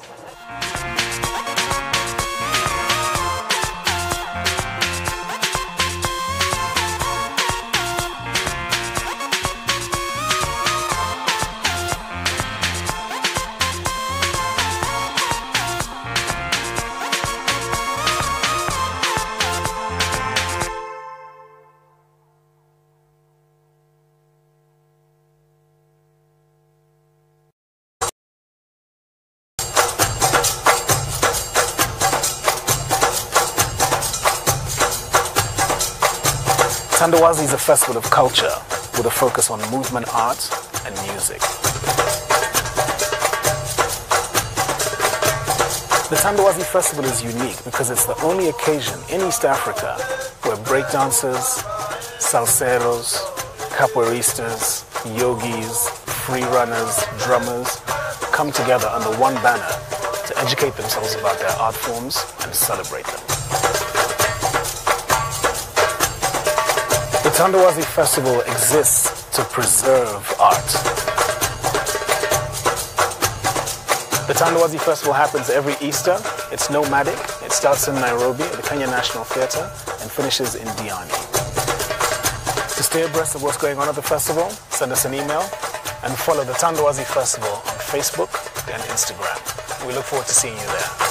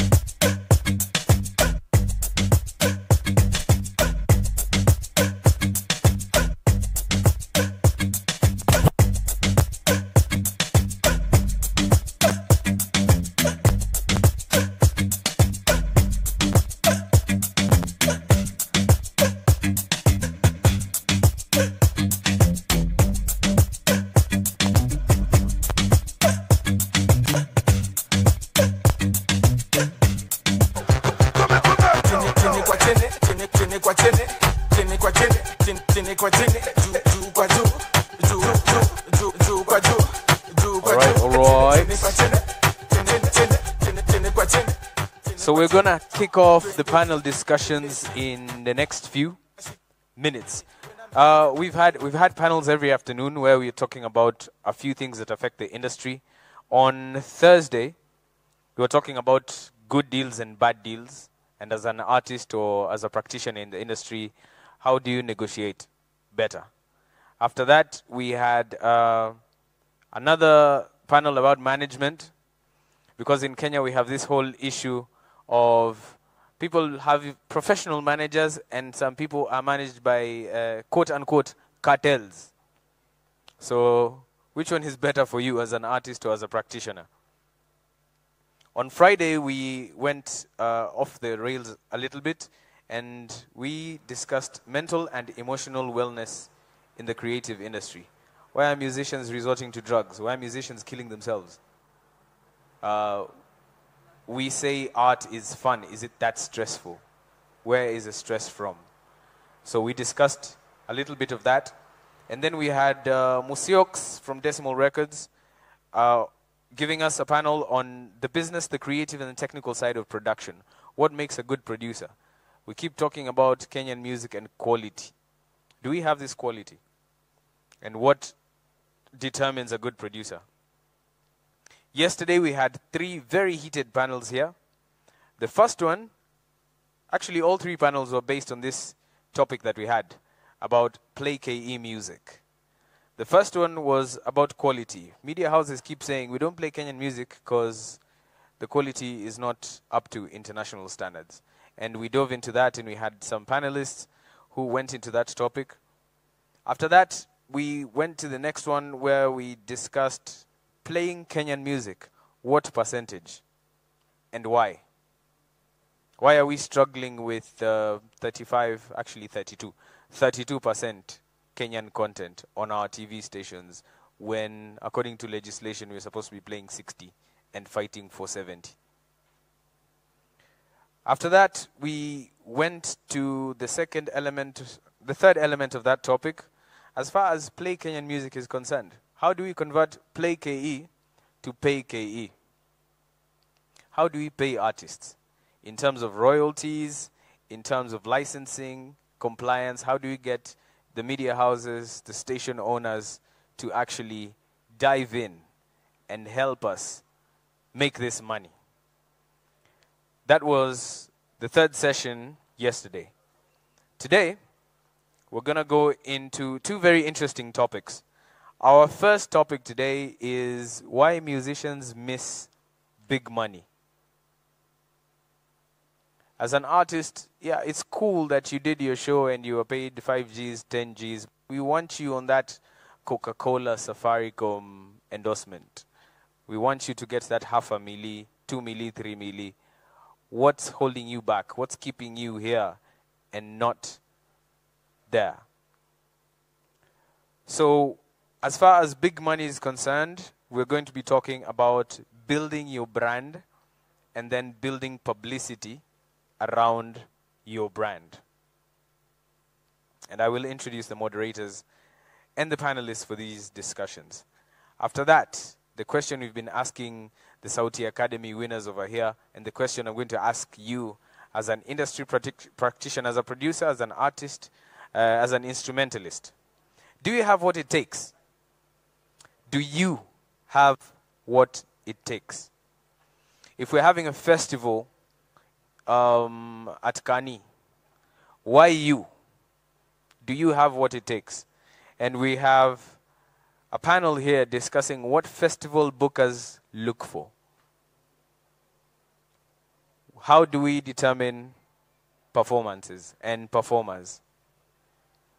And Kenyans get on social media and get pretty brutal, and they say that, oh, we've been having the same 10 artists at every shows.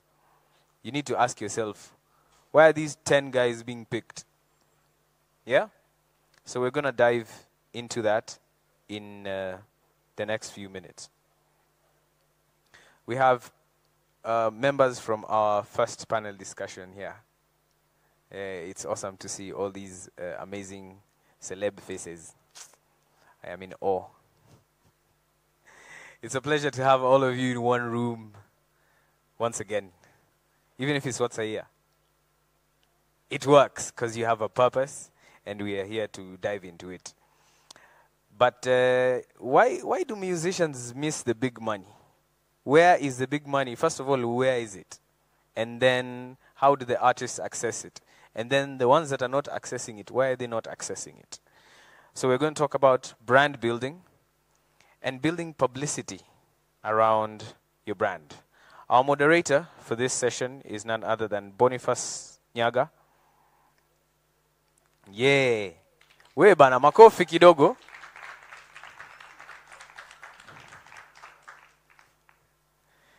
He'll be leading this panel. On this panel, we have Rose Kwamboka from the Standard Media Group, Anyiko Uoko from Anyiko PR, Grace with a Y, Grace Kirongo from The Star, Gloria Diambo from Clientele PR, Nkulule Konkosi from We Digitize Agency, all the way from South Africa. Our last panelist is going to join us shortly. Right? He's on his way? Yes, yes. We will start kicking off the topic, and they will be joined by Bien Baraza of Sauti Sol. Buni. Hi, guys. Hello, people. So, thank you very much. Maybe everybody can check their microphones. Mic check. Is it working? Is not working? So that as I'm doing an intro, 2 1 2. You can all check. As they check their mics, church rules apply. Today is Sunday. No. Bwana asifiwe sana. We will ask you to please fill the seats at the front.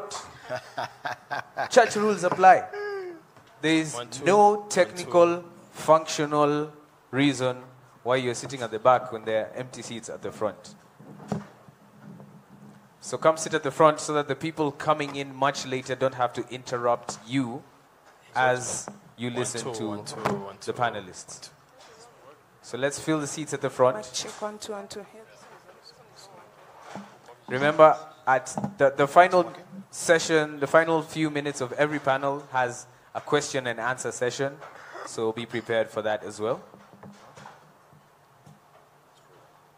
Over to you, Boni. Thank you. So, karibuni sana. The first, I wanted us to start with, but I think I would wait for Bien to do that. But let's start with the issue of a brand.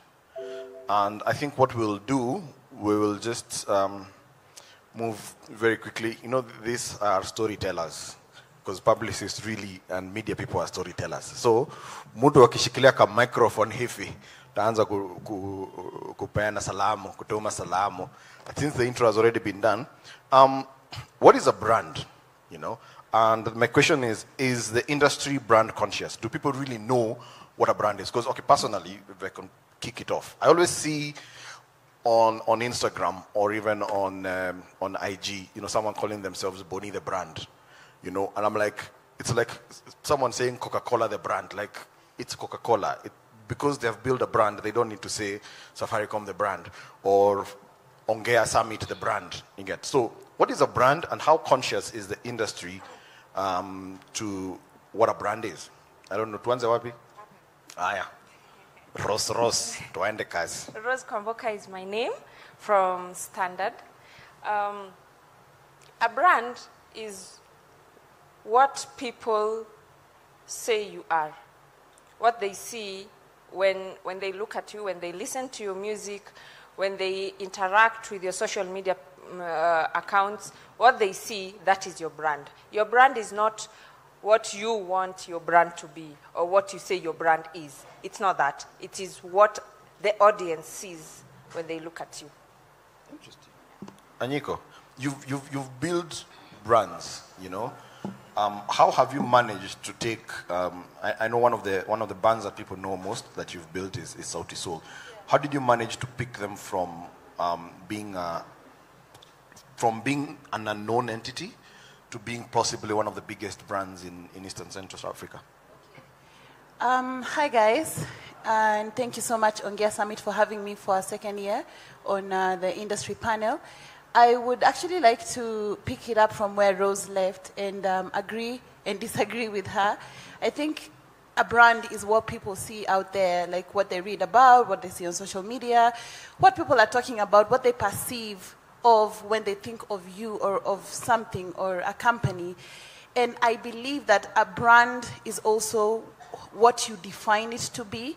It's very possible that because you don't define your brand, you will be defined by people from what they think you are. But it's also very possible for a brand to start building itself from scratch. Like for you to say, my name is this, and I want to be this type of business, or I want to be this type of artist, or I want to represent this type of genre. So regarding my story with Sauti Sol, I think that's exactly how it was. And I would not say I built their brand by myself, but we worked together in building that brand. And we created the narrative, we created the story, and we wanted to tell the story of each and everything we did. So even if we released a song, at the back of the room, we were all talking about how artists release songs. Many artists have a song out and they send to the media, here's my new song, bye. You know? Not every artist sends a song and says, the reason why I wrote this song is because of this. I want to tell my fans this and this. But when you give extra information for each and every single thing you do, you are building a brand. You know, next time you send a song even without explaining what it is, Grace is going to receive a song and imagine, from the past 5 releases they've sent me, I know this is a story that's continuing and this is how it goes. So I believe it's very important for a brand to define itself by defining its narrative, and it starts by knowing who you are and what you want to do. I hope I've not overtalked. Spot on. Hi guys. I know most of you here are musicians or you're in the entertainment industry. So for me, a brand is intention. What's your intention? What's your promise to your fans? What are you going to consistently give your fans that they'll know, that is Grace. That is classic Grace. So if you want to build a brand, be intentional. And by being intentional, that means you need to have a team. You need to be strategic. Before you even do anything, whatever you're putting out, communicate. So having a brand will separate you from being a star and from being a superstar. So look at all the mega superstars we know. Look at Diamond. Anytime he tweets, anytime he posts an Instagram post, he's not doing it because he's bored and he's at home. He's very intentional. Is it a Pepsi post? And he would say Pepsi or will do anything, just what he's posted. He's been paid to do that. Okay. The Tetema song came out. There was no press release saying, oh, my song is out. They just posted it on YouTube. And then intentionally, he's built an army around him. That's his brand. That's the Wasafi brand. So what each of them do, they post about the song. Before, in hours, the song was trending. So it's being intentional, promising your fans that they'll always know it's you, and being consistent about it. So that's what branding is all about. Gloria? Good afternoon, everyone. Yeah, for me, branding is all about who you are as a person, what you do, and what you stand for. Because I believe this thing can be a brand, but it depends with how you see it and how we've actually given it to you. So for me, I think it's consistently telling your story over and over again, but being, like Grace has said, being intentional with what you're doing. Nkosi, before you answer, one of the things I would really like you to bring out is the South African perspective, you know, because you've worked with artists in South Africa. Locally here, from even conversations with the PR professionals, artists are not brand sensitive. They don't know what a brand is. They're not sensitive to, because you know you have to be brand intentional. For example, the people who made this water, the Mayas, they didn't just put water. They were intentional about designing this design and putting the logo here, and I can assure you a lot of board meetings went into just designing the packaging of this thing. True. So how sensitive are South African artists to, are they brand sensitive? Good afternoon, everybody. I think I would have to agree with all the other panelists about intention and when it comes to branding. And just to add on to that, I would also sort of like speak on identity. Having a narrative as a starting point and a reference point when you are sort of developing your brand. And some of the issues that are being discussed about, you know, artists not being able to, you know, understand what branding is and sort of moving like how brands should. It's a common thing, I think, in most regions in the world. And to be fair, all the issues are very similar. So a lot of sort of like the questions and the issues that you come across when it comes to branding, I think it's more on an education sort of front. You know, a lot of sort of creatives, and not just in music, don't sort of understand the power of the name and the power of identity and the power of just, you know, structuring yourself and sort of maneuvering in a particular industry. The creative and entertainment industries are you know what I mean? They're an industry. Like there's the transport industry, there's the FMCG industry, and there's metrics, mechanics, structures in place in each industry, and brands interact within those sort of industries. And obviously there's markets and everything. So with that being said, I think, you know, for me, branding is all about sort of developing an identity. And when you have an identity, it's easy for people to, you know, connect with you. And you can build sort of like your own tribe, and those people become your ambassadors. You have your messages, you have your sort of values. And if you look at like branding on a sort of like on a practice sort of point of view, you understand that there's a tone. You know, brands have a tone in how they communicate. They have a voice. They have a purpose. They have values. You know what I mean? All the brands, Coca-Cola has its own values that when the brand was being developed or being improved, they said, okay, we want to communicate to the world in this way. We want to make people feel like this. You know what I mean? And because of that, it's easy for them to sort of like foster genuine connections with people. Yeah. And then the other issue is, okay, there are those who actually appreciate the value of publicity, and they go out and get publicity. But a lot of people think, I need a scandal for me to hit, you know? And I've been in meetings with corporates, and certain big names have come up. And let me tell you, they were struck off the list so fast. Because yes, they're popular, but popular for what? So is there such a thing as bad publicity? Is there publicity that will make you really famous, but make you absolutely no money? Grace, tuanze na wewe. If you don't know Grace, she is the editor for Radio Africa and watu wa Mpasho. So hao ndo wanajua maneno ya scandals. There are two schools of thoughts. There are those who say any publicity is good publicity. And the reason why they say that is what that does is it enhances their brands. People who didn't know them eventually know them. But what happens to your brand is once you've become famous, how are you going to spin those numbers you've gotten for your infamy to push your brand and get money out of it? There's this lady, I think all of you have seen her, because I'm sure she gets forwarded a lot in WhatsApp groups. A chick who dances without panties. She's infamous. But that doesn't mean she doesn't get jobs. She still does. Because she realized, you know what, there's a market that likes seeing me do that.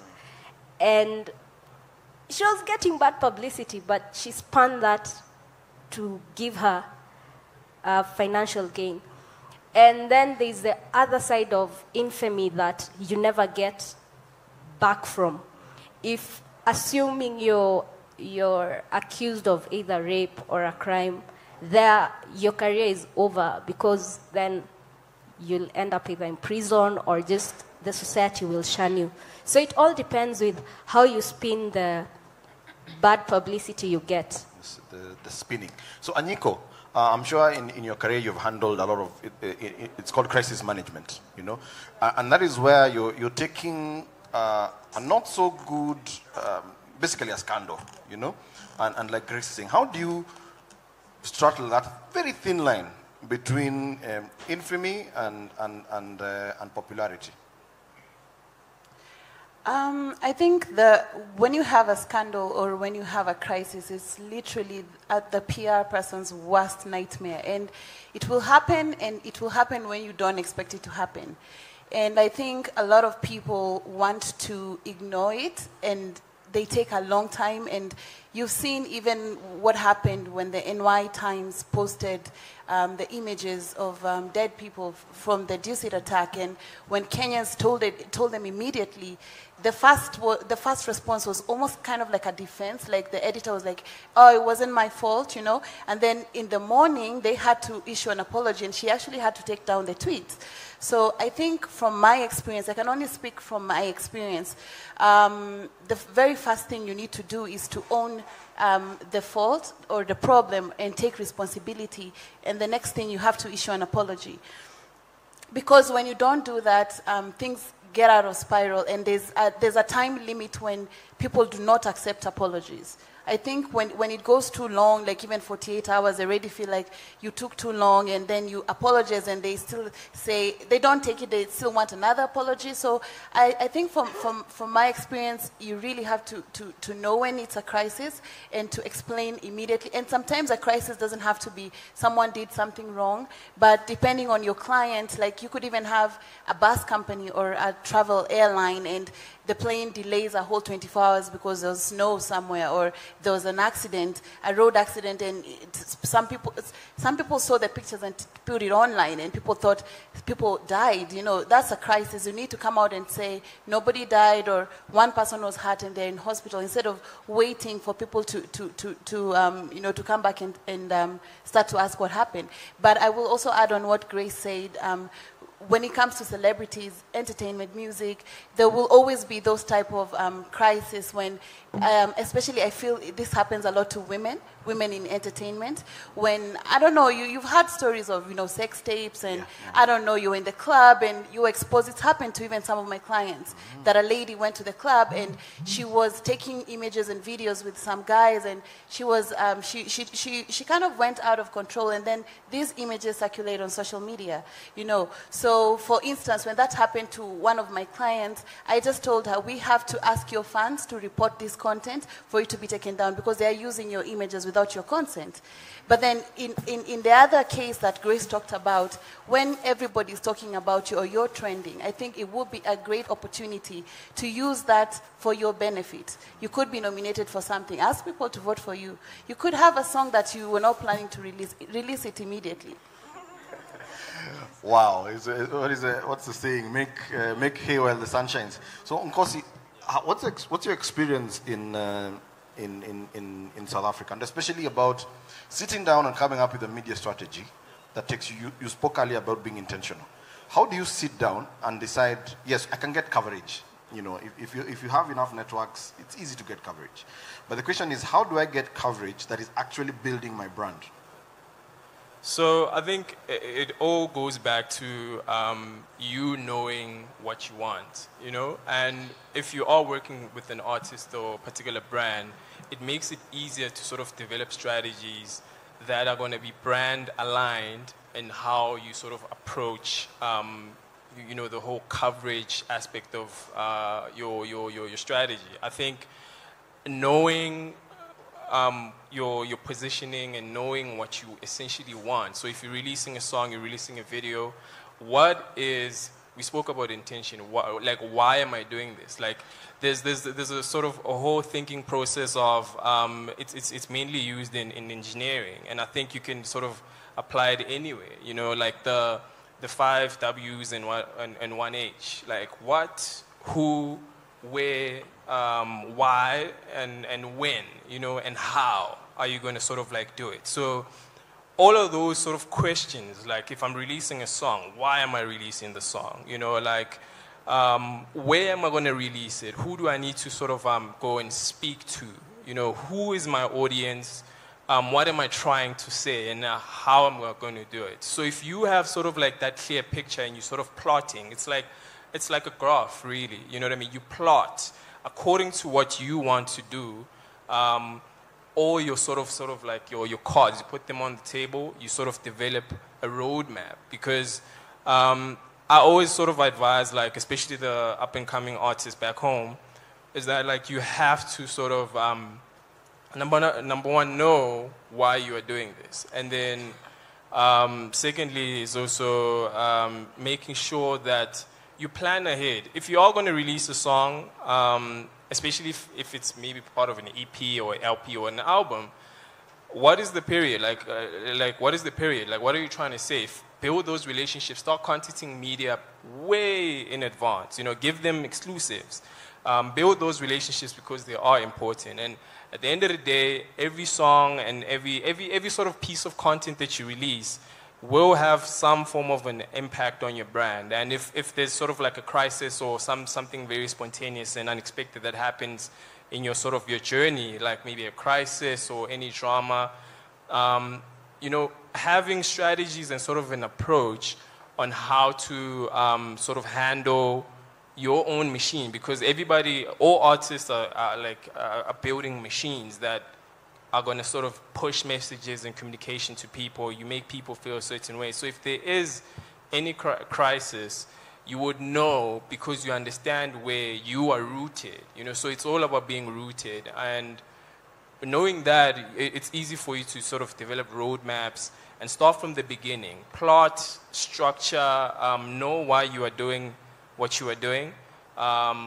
And if, for instance, you're going to release a rock song, you're not going to send it to a hip-hop blog. You know what I mean? Like, you have to know, sort of like segment your media list as well, you know, and understand that I have to have a particular approach as well. Like, my language has to sort of be structured in a certain way if I'm pitching sort of a song to a particular publication or a brand or whatever it is, or an advertiser, you know. Segment your lists. And also, you know, tone. Like, tone is very important, and the language, as I said, is very important in sort of like fostering those necessary conversations and connections with people. So I think really just focus on having a very grassroots approach and be very, very, very strategic. Like, the relationships that you foster in the industry, it's like an industry like no other. There's a supply chain, and you know what I mean? The raw materials are you as an artist going out there in studio, creating music, you know what I mean? There's a supply chain. And how does that sort of content that flows from one sort of party to another, you have to understand it, you know, and media and brands and all of these sort of aspects of it are very sort of important. Yeah. Hand clap, please, for the one and only BN. Thank you for joining us. Now that you're here, actually, we can pick up on the issue of what I call client relation. Because there are two sides of this story. There's a story of the people who are providing the PR services, and then and then there's a perspective of the people who are receiving the PR services. What is your experience, and also not just yours, but also represent all the other artists? What is your experience in the quality of entertainment PR in the country? Wow. First of all, thank you very much. I'm really sorry for being late. It's just, I have problems waking up on Sundays.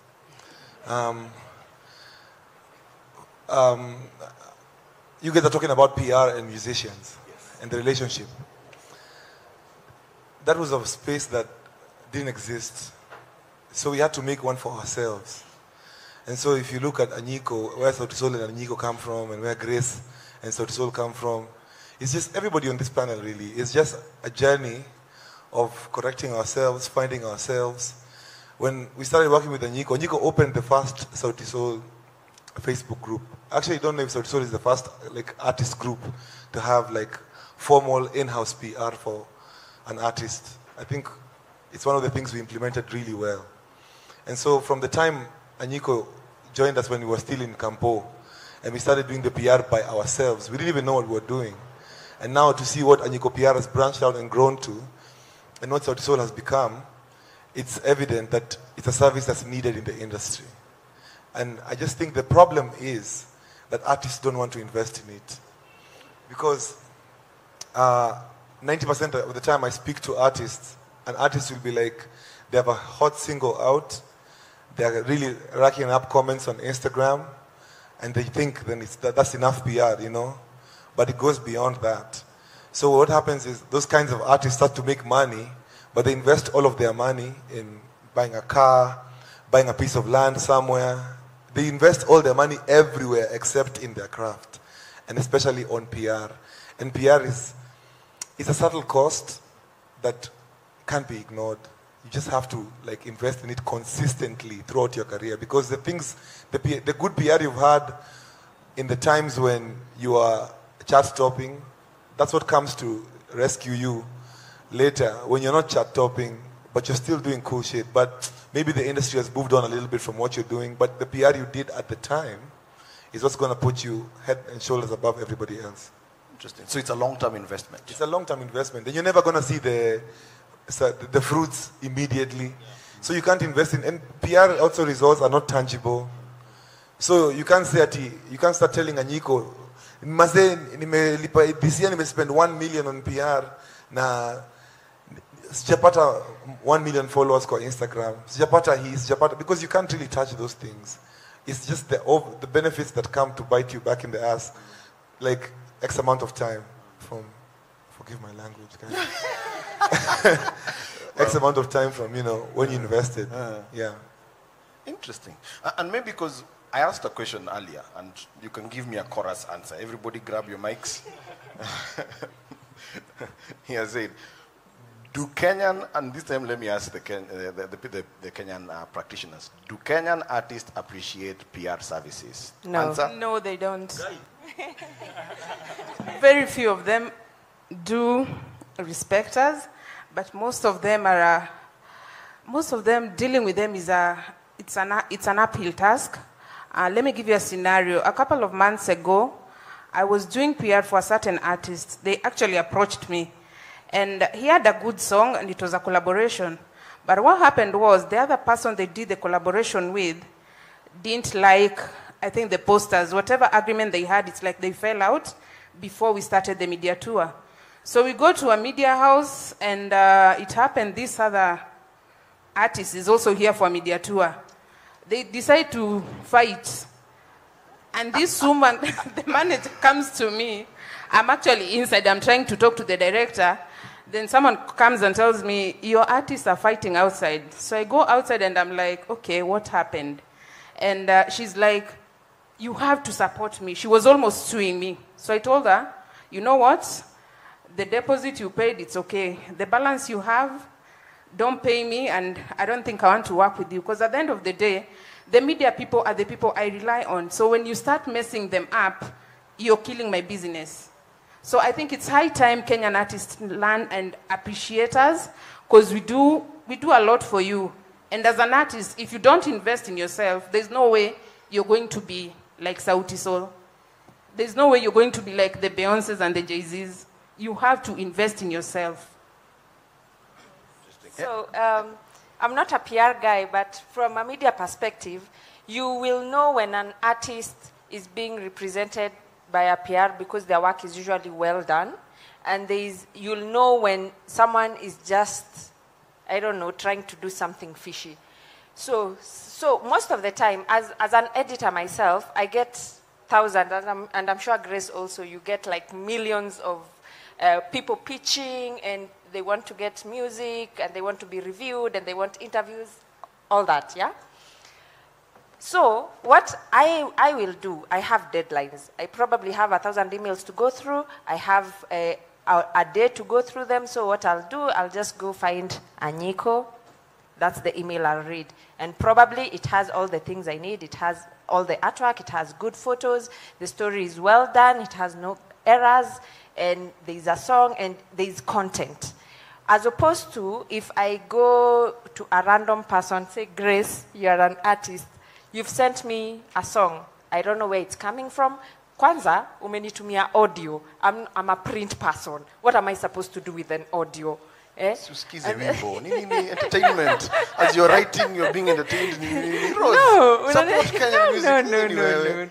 No, you need, as Nkosi said, you need to segment your media people as well. Know who to send audios to, know who to send videos to, know who to send the print stuff to. I'm not about to start listening to your song and then start transcribing what you're saying into a story. As in, come on. And then you send me photos. They're probably selfies which have been badly taken. I can't use that on paper. I mean, come on. So I end up reusing probably something Sauti Sol have done, because Sauti Sol have good photos, they have, you understand? So the PR guys know what the media people know what we want, and they can provide that seamlessly for us. And then watu tu wanaenda wanaanza complain, oh, these media people, they don't like us, sijui nini nini, they have been paid. Actually, let's clear that out. Now, here, by the way, you represented all the major media houses. I also write for Nation, in case you don't know. She writes for Standard and Radio Africa. Let me ask you, are you paid for articles? How much would you pay for an article? Yeah. See, I have a salary. Tell me how much would you pay me?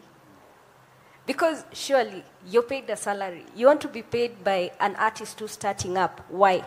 And if you ever pay for your stories to run, it's your own fault, because that means you don't believe in your craft. You don't believe in yourself. You don't believe that the song you're sending or the press release you're sending is worth it. That's why you have to pay someone.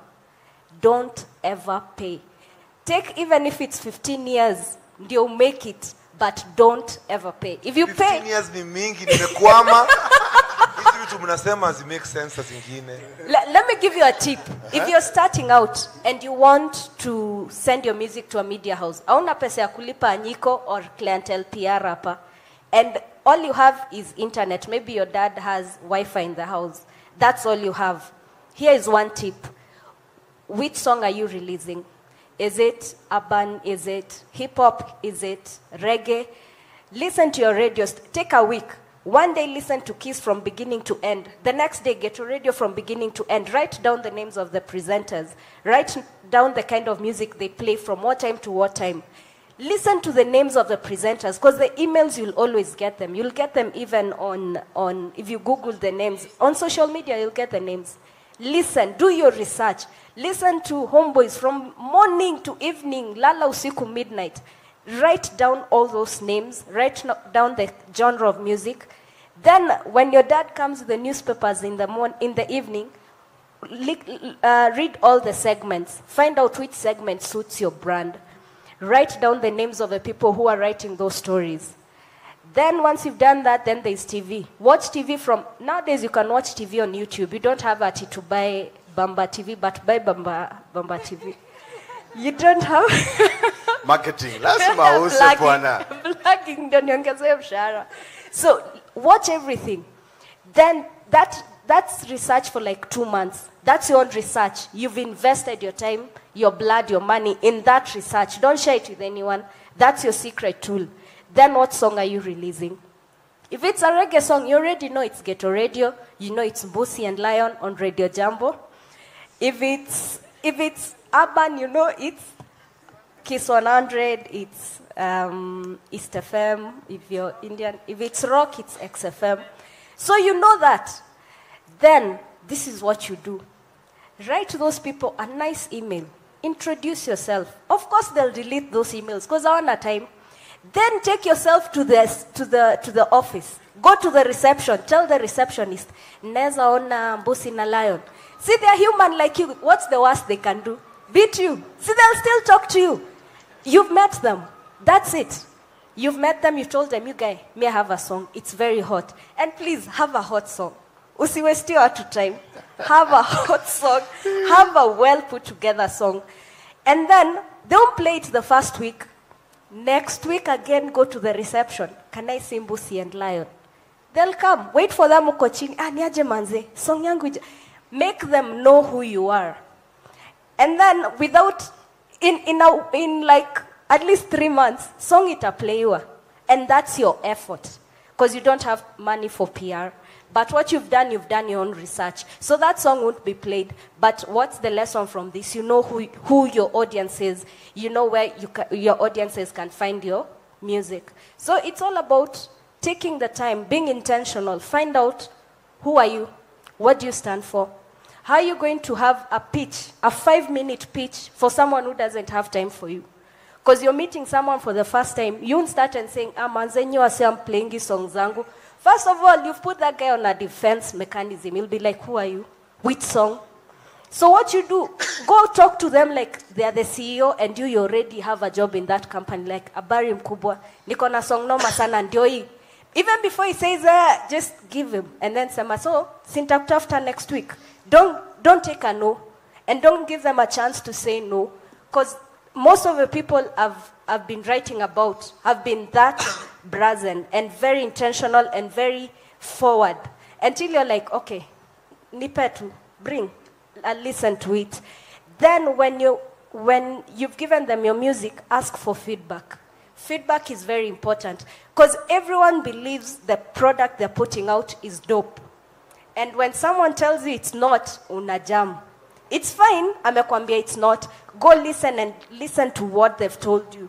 And then if you don't see that point, you'll be like, okay, only hater. Go to the next person, give them and get feedback. That's how you learn and you'll grow. And from those interactions, they'll know who you are. Okay. Bien, you are protesting. I'm just protesting because I've been there and I've done that. You know, in a point of my career, man, I walked to all stations. Anyiko knows these things. So the song was just not being played. And so, then we had to write a song like Manilava. Because we were told, oh, hii mziki yenyu mazee, iko too soft, mazee. Lazizi wasn't being played on radio. And so we had to take the power in our own hands. And so what I would say to an artist of the now is that the power is in your hands because we're in a digital space right now. Nobody is stopping comedians from growing their numbers. Every day there's a new comedian who's popping. And they're killing it.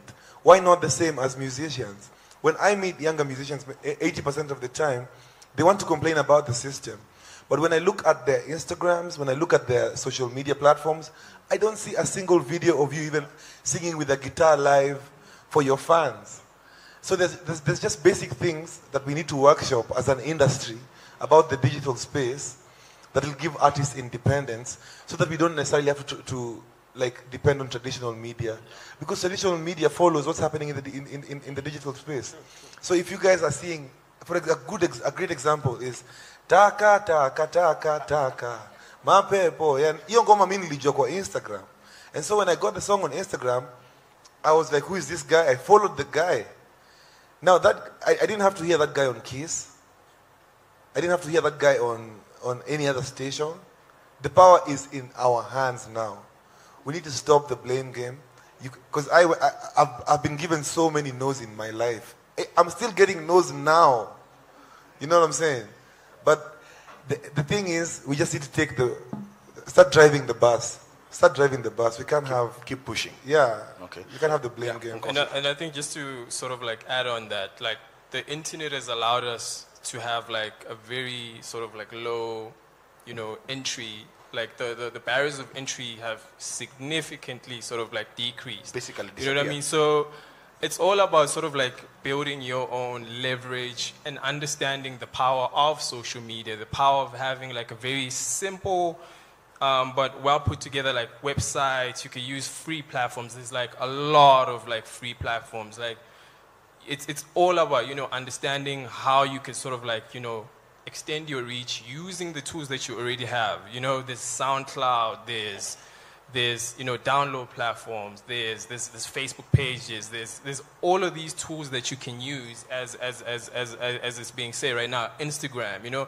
a lot of artists now, there's SoundCloud rappers, there's YouTube artists that are blowing up on these platforms. So we can't really sleep on the power of all these tools because they're tools, You having a Facebook or a Twitter profile is not just that. You can use it. You are talking to real people that have time, to listen to what you're saying. So use those platforms, and just like, start setting structures in place and understand how they could help you further your messages and your content, and just use it to connect to people. That's the main reason why a lot of these things are built. It's easier now. You can foster relationships with people from other countries. I don't know how many people and how many connections I've made just by, making sure that I have a very dope email etiquette, approach, DMing people, cold email people, but obviously do it in a very respectful way, because people, as it's being said, like some people don't have time.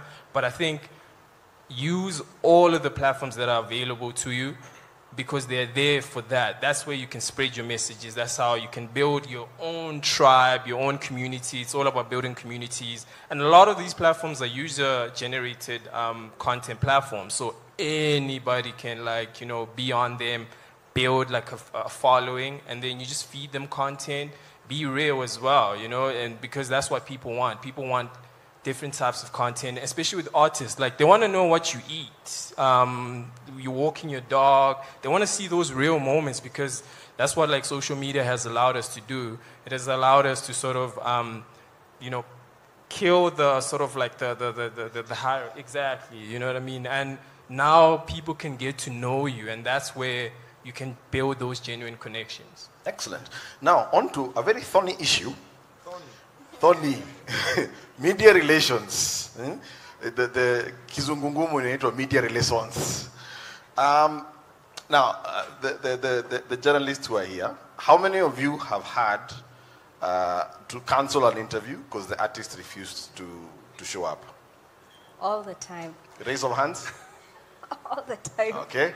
How many of you have tried to reach an artist and you really want to give them publicity, but they are not available?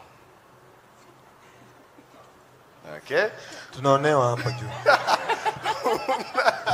All the time. Woo, don't worry, I'll give you a time. Unajua kwanza yeye yuko peke yake. So how many five against one? Wacha tuanze na wewe. Artists, how many times have you gone for an interview with a journalist who was not researched?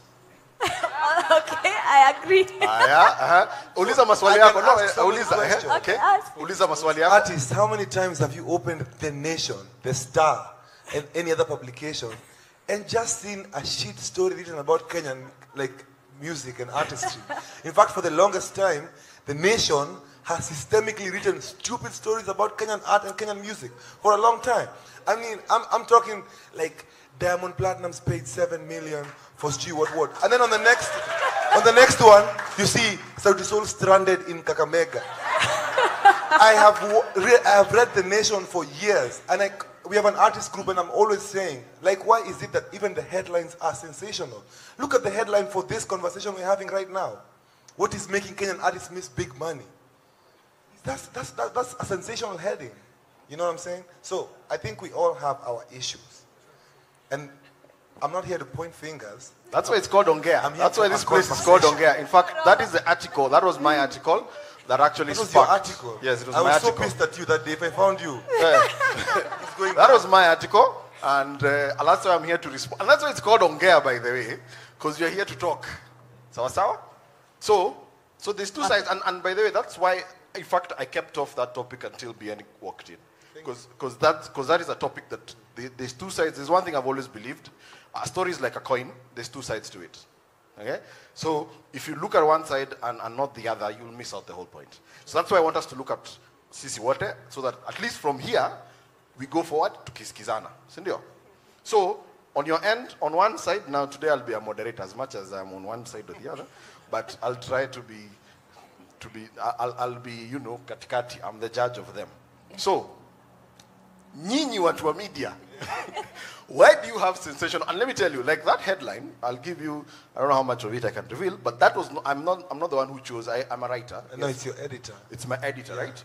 It's my editor who chose that sensational, exciting, whatever, headline, whatever you want to call it. Some people call it exciting, some people sensational. Let me explain how the newsroom works. Yes. When a reporter comes and writes a story, ataandika story, andike, alafu editor muite, come here. What's your story about? Ati, oh, you know, BN did not show up for the ONGEA festival.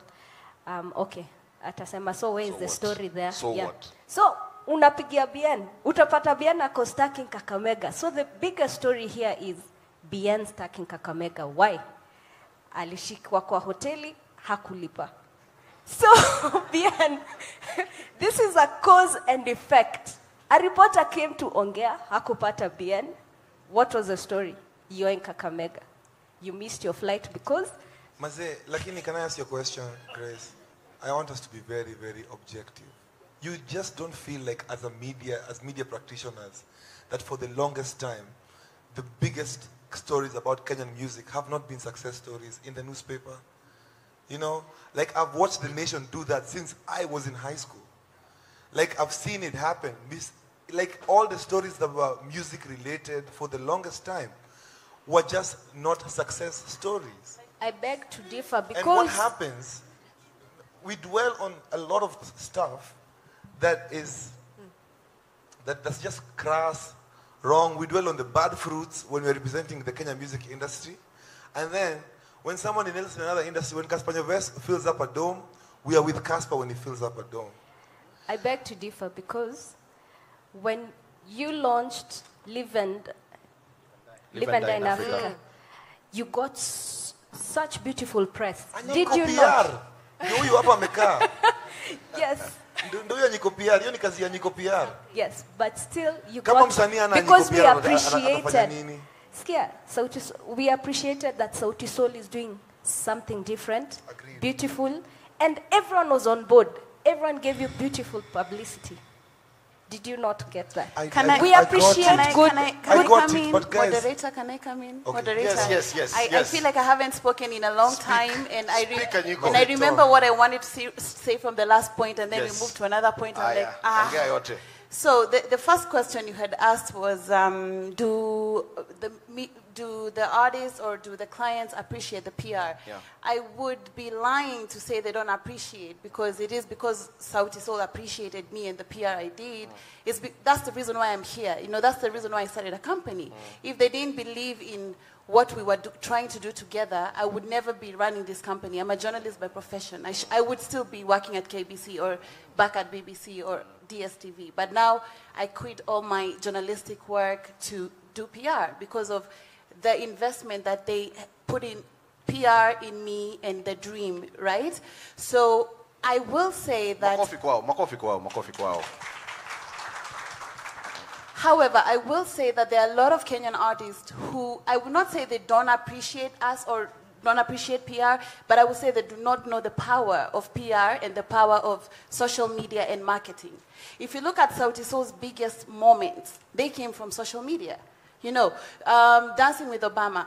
But what you people don't know is before they danced with Obama and we did the posting, we sat down and planned that this is going to happen, and we're going to post this exactly this way. Wow. When So we it was walked, intentional? Yes. When we walked into State go House, back, season no, 2, okay. it was intentional. When we walked into State House, I had the caption ready. Like, this has happened before it happened. So by the time they danced, it was just pressing send, go. And the thing went viral from Sauti Sol's page. When they went to sing the Kuliko Jana thing at, I don't know, their former high school, the thing was posted on social media ASAP. I wasn't there, but I called their PA in the morning because they went like at 5 or 6 a.m. and they said, make sure you take the video, make sure you post it up ASAP. That's the most viral thing Sauti Sol has ever done. Nothing even to do with YouTube. It was those two things, the Obama dance, this thing. It's like every artist was posting, like every international artist was posting that they saw them sing, you know. So what I want to say today is don't take for granted PR. Don't take for granted your social media. Just that moment of you rehearsing and you posting could make somebody see something somewhere, and maybe you're hustling and you're like, I don't have money to shoot my videos. Someone might see and be like, okay, come, I want to invest in you. So I think, when I think of the other artists from other countries, I think Kenyan artists, they disregard those two things. And you should not disregard. And then when it comes to this issue of the media, what we're talking about right now, media relations, I think there's a cultural problem that we have in Kenya, that we don't take artists and arts and culture seriously. That's why your editor is going to do that. And that's why it's going to take me to hustle, call people, write this extraordinary stuff for people to even see Sauti Sol, right? There's so many dope artists in this country who are not getting those stories. That is the truth. And I appreciate each and every person sitting here in the media fraternity, because I work with you guys and you guys support. I've never sent you guys anything and you did not do a story. But I'm worried because if Anyiko doesn't send something, what's going to happen to the rest of the artists? I think it's also the duty of the journalists, especially the ones who are cultural journalists, to find these things. And I know you're finding them even on social media, but how many are? So I think we have to to say the truth that there is a problem with the media fraternity in this country in the sense that they don't support the artists. Even this Play Kenyan Music, some people are saying, me I do, me I do. What about the rest? NRG had 24 hours of playing Kenyan music. What did all the other stations do? I want to know what they did. I want to differ with her because you've been in the newsroom. Okay. You're lying. Let me tell you. Don't be lied to by Anyiko.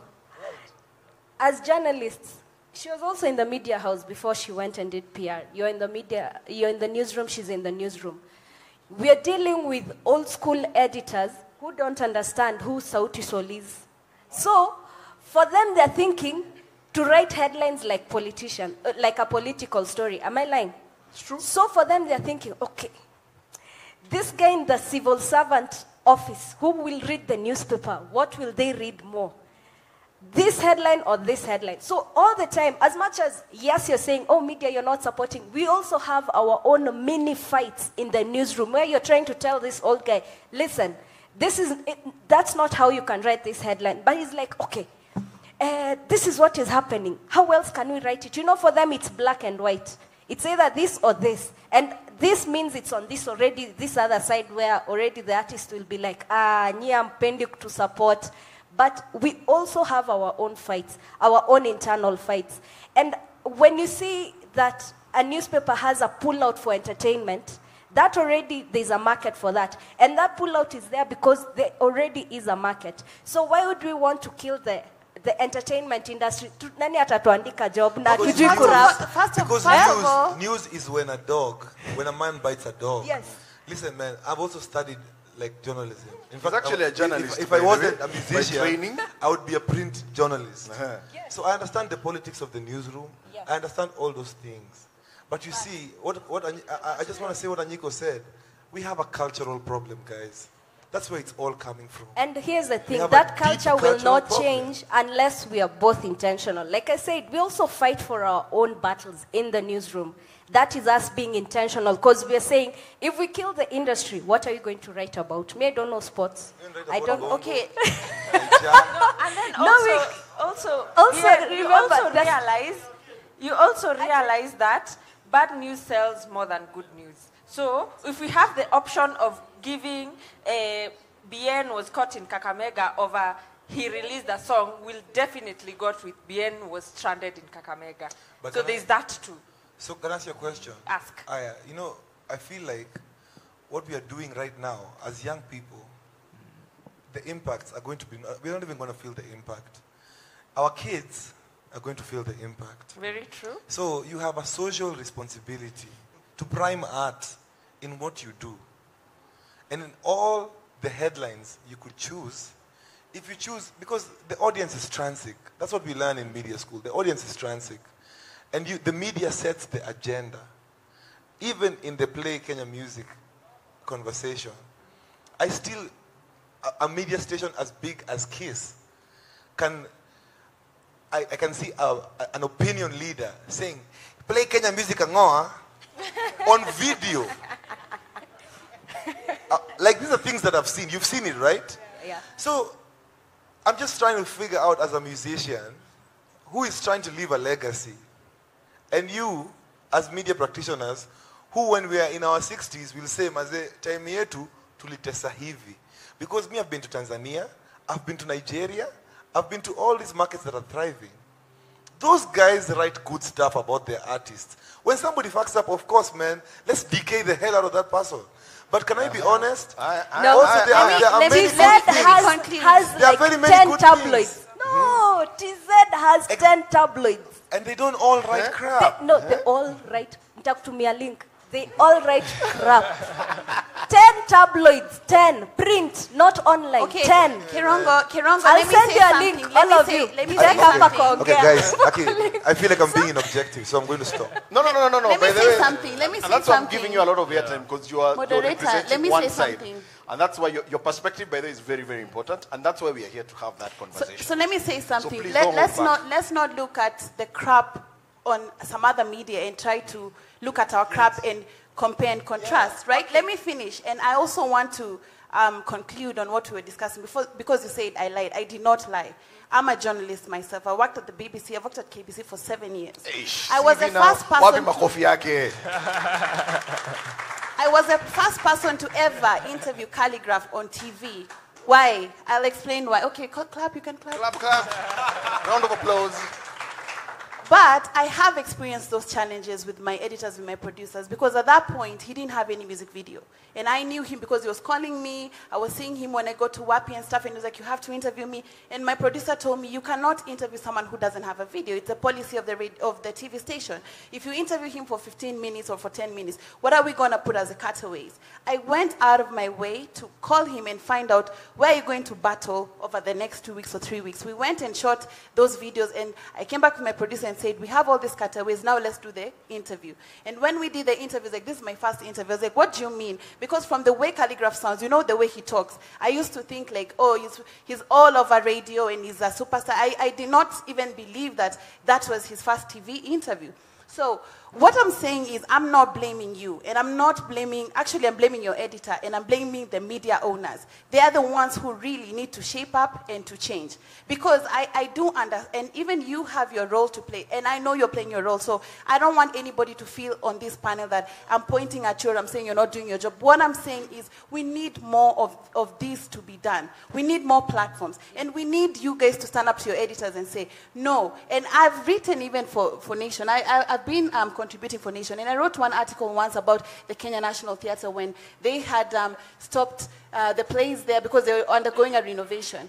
And I interviewed people there and artists, and they said the government is taking too long, and now we have to go to another place to rehearse, and it's costing us so much. When I sent the story to my editor, all that was cut out.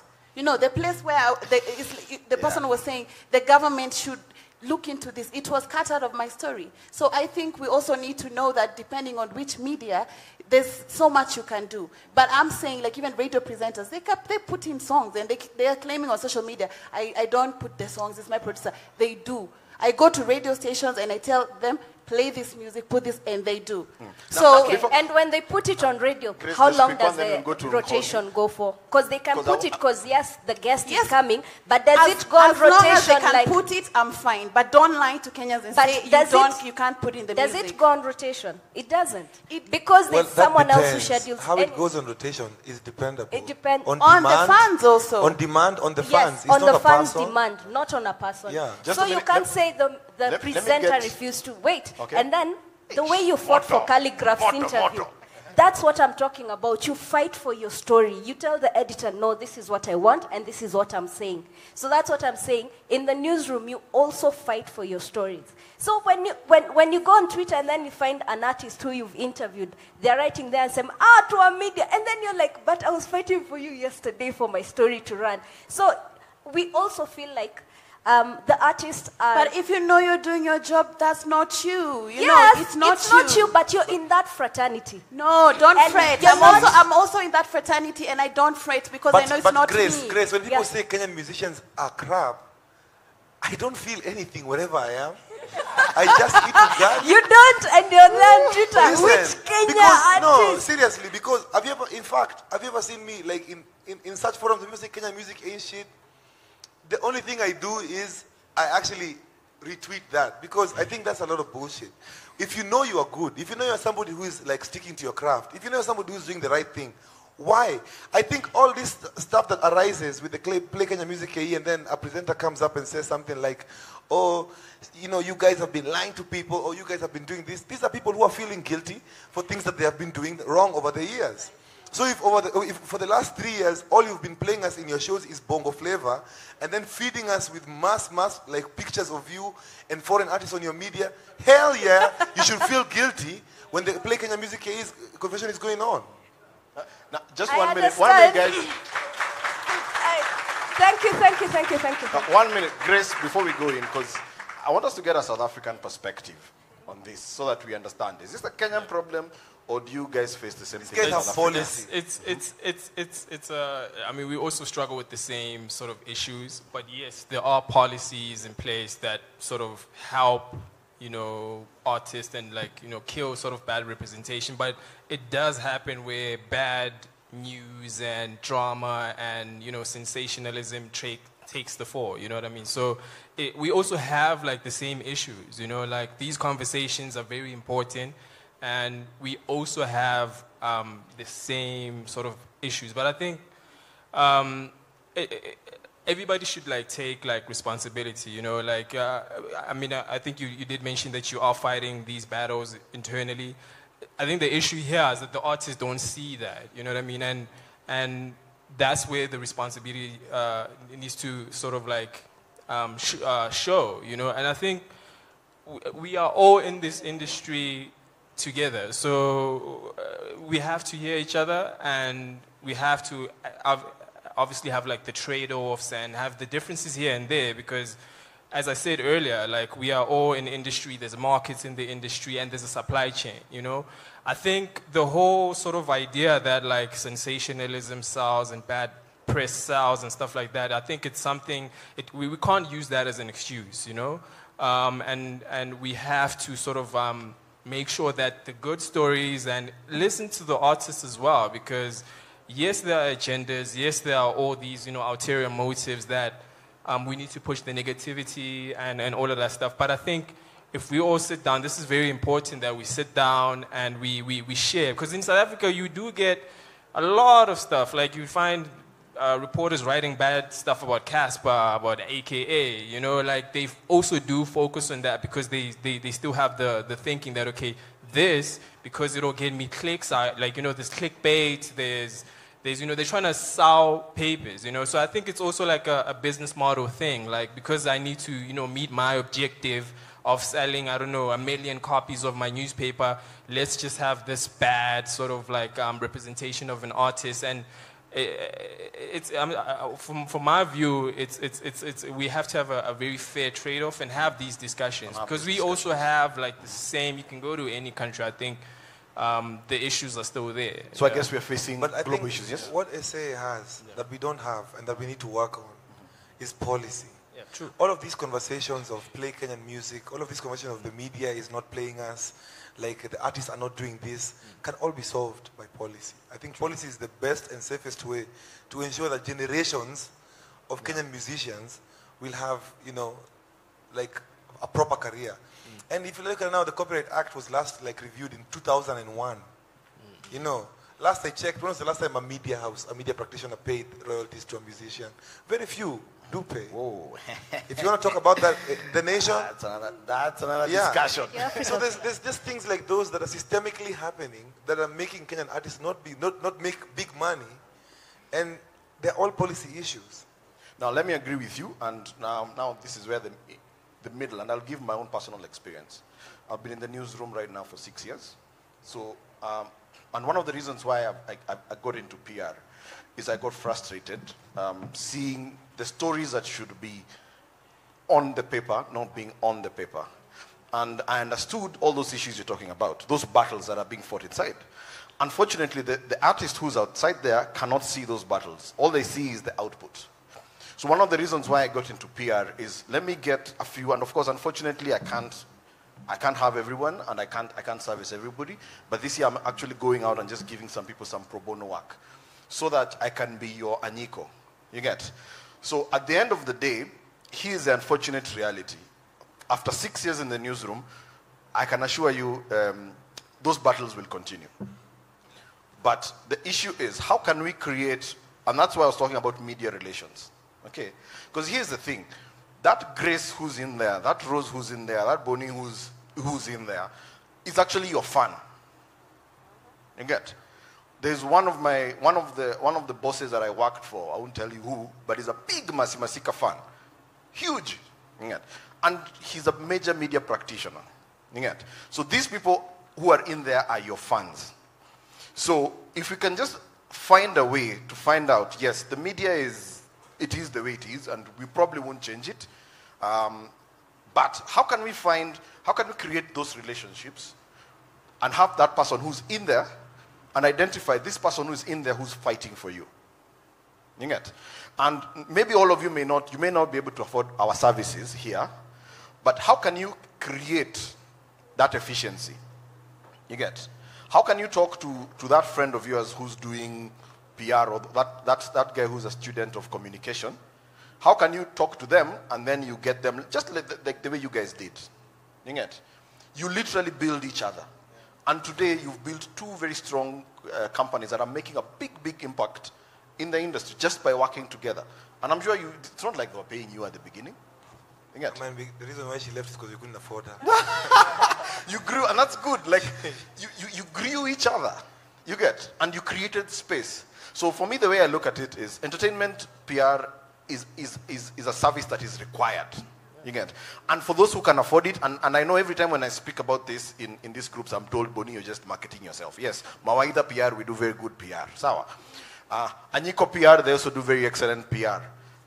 Client PR, they do very excellent PR. You get? And also Grace has a PR. She's closing. Okay, but basically, please, there are people in there who actually want to make a change. And for me, as much as, in fact, nowadays, because I write more as Kusaidia Jamii, I try as much as I can. And even that article, if you read that article, the body wasn't bad. It's the headline that was sensational. Now, that's what I'm telling you now. Also, Tupatane katikati. Yeah, I mean, I can meet you halfway. Yeah, meet me halfway. But also, you know, in the body, it dwelled a lot. Your editor, after editing the entire thing, it dwelled a lot on the negative. And I'm just trying to say that, of course, it is important also to know that artists are not going for interviews. Because we don't all have the same work ethic. Yes. You know, very important point. I take the bullet for that. Yes. But at the same time, why not focus on the ones who actually want the interviews? You know, there's a lot of kids out here who are doing amazing things.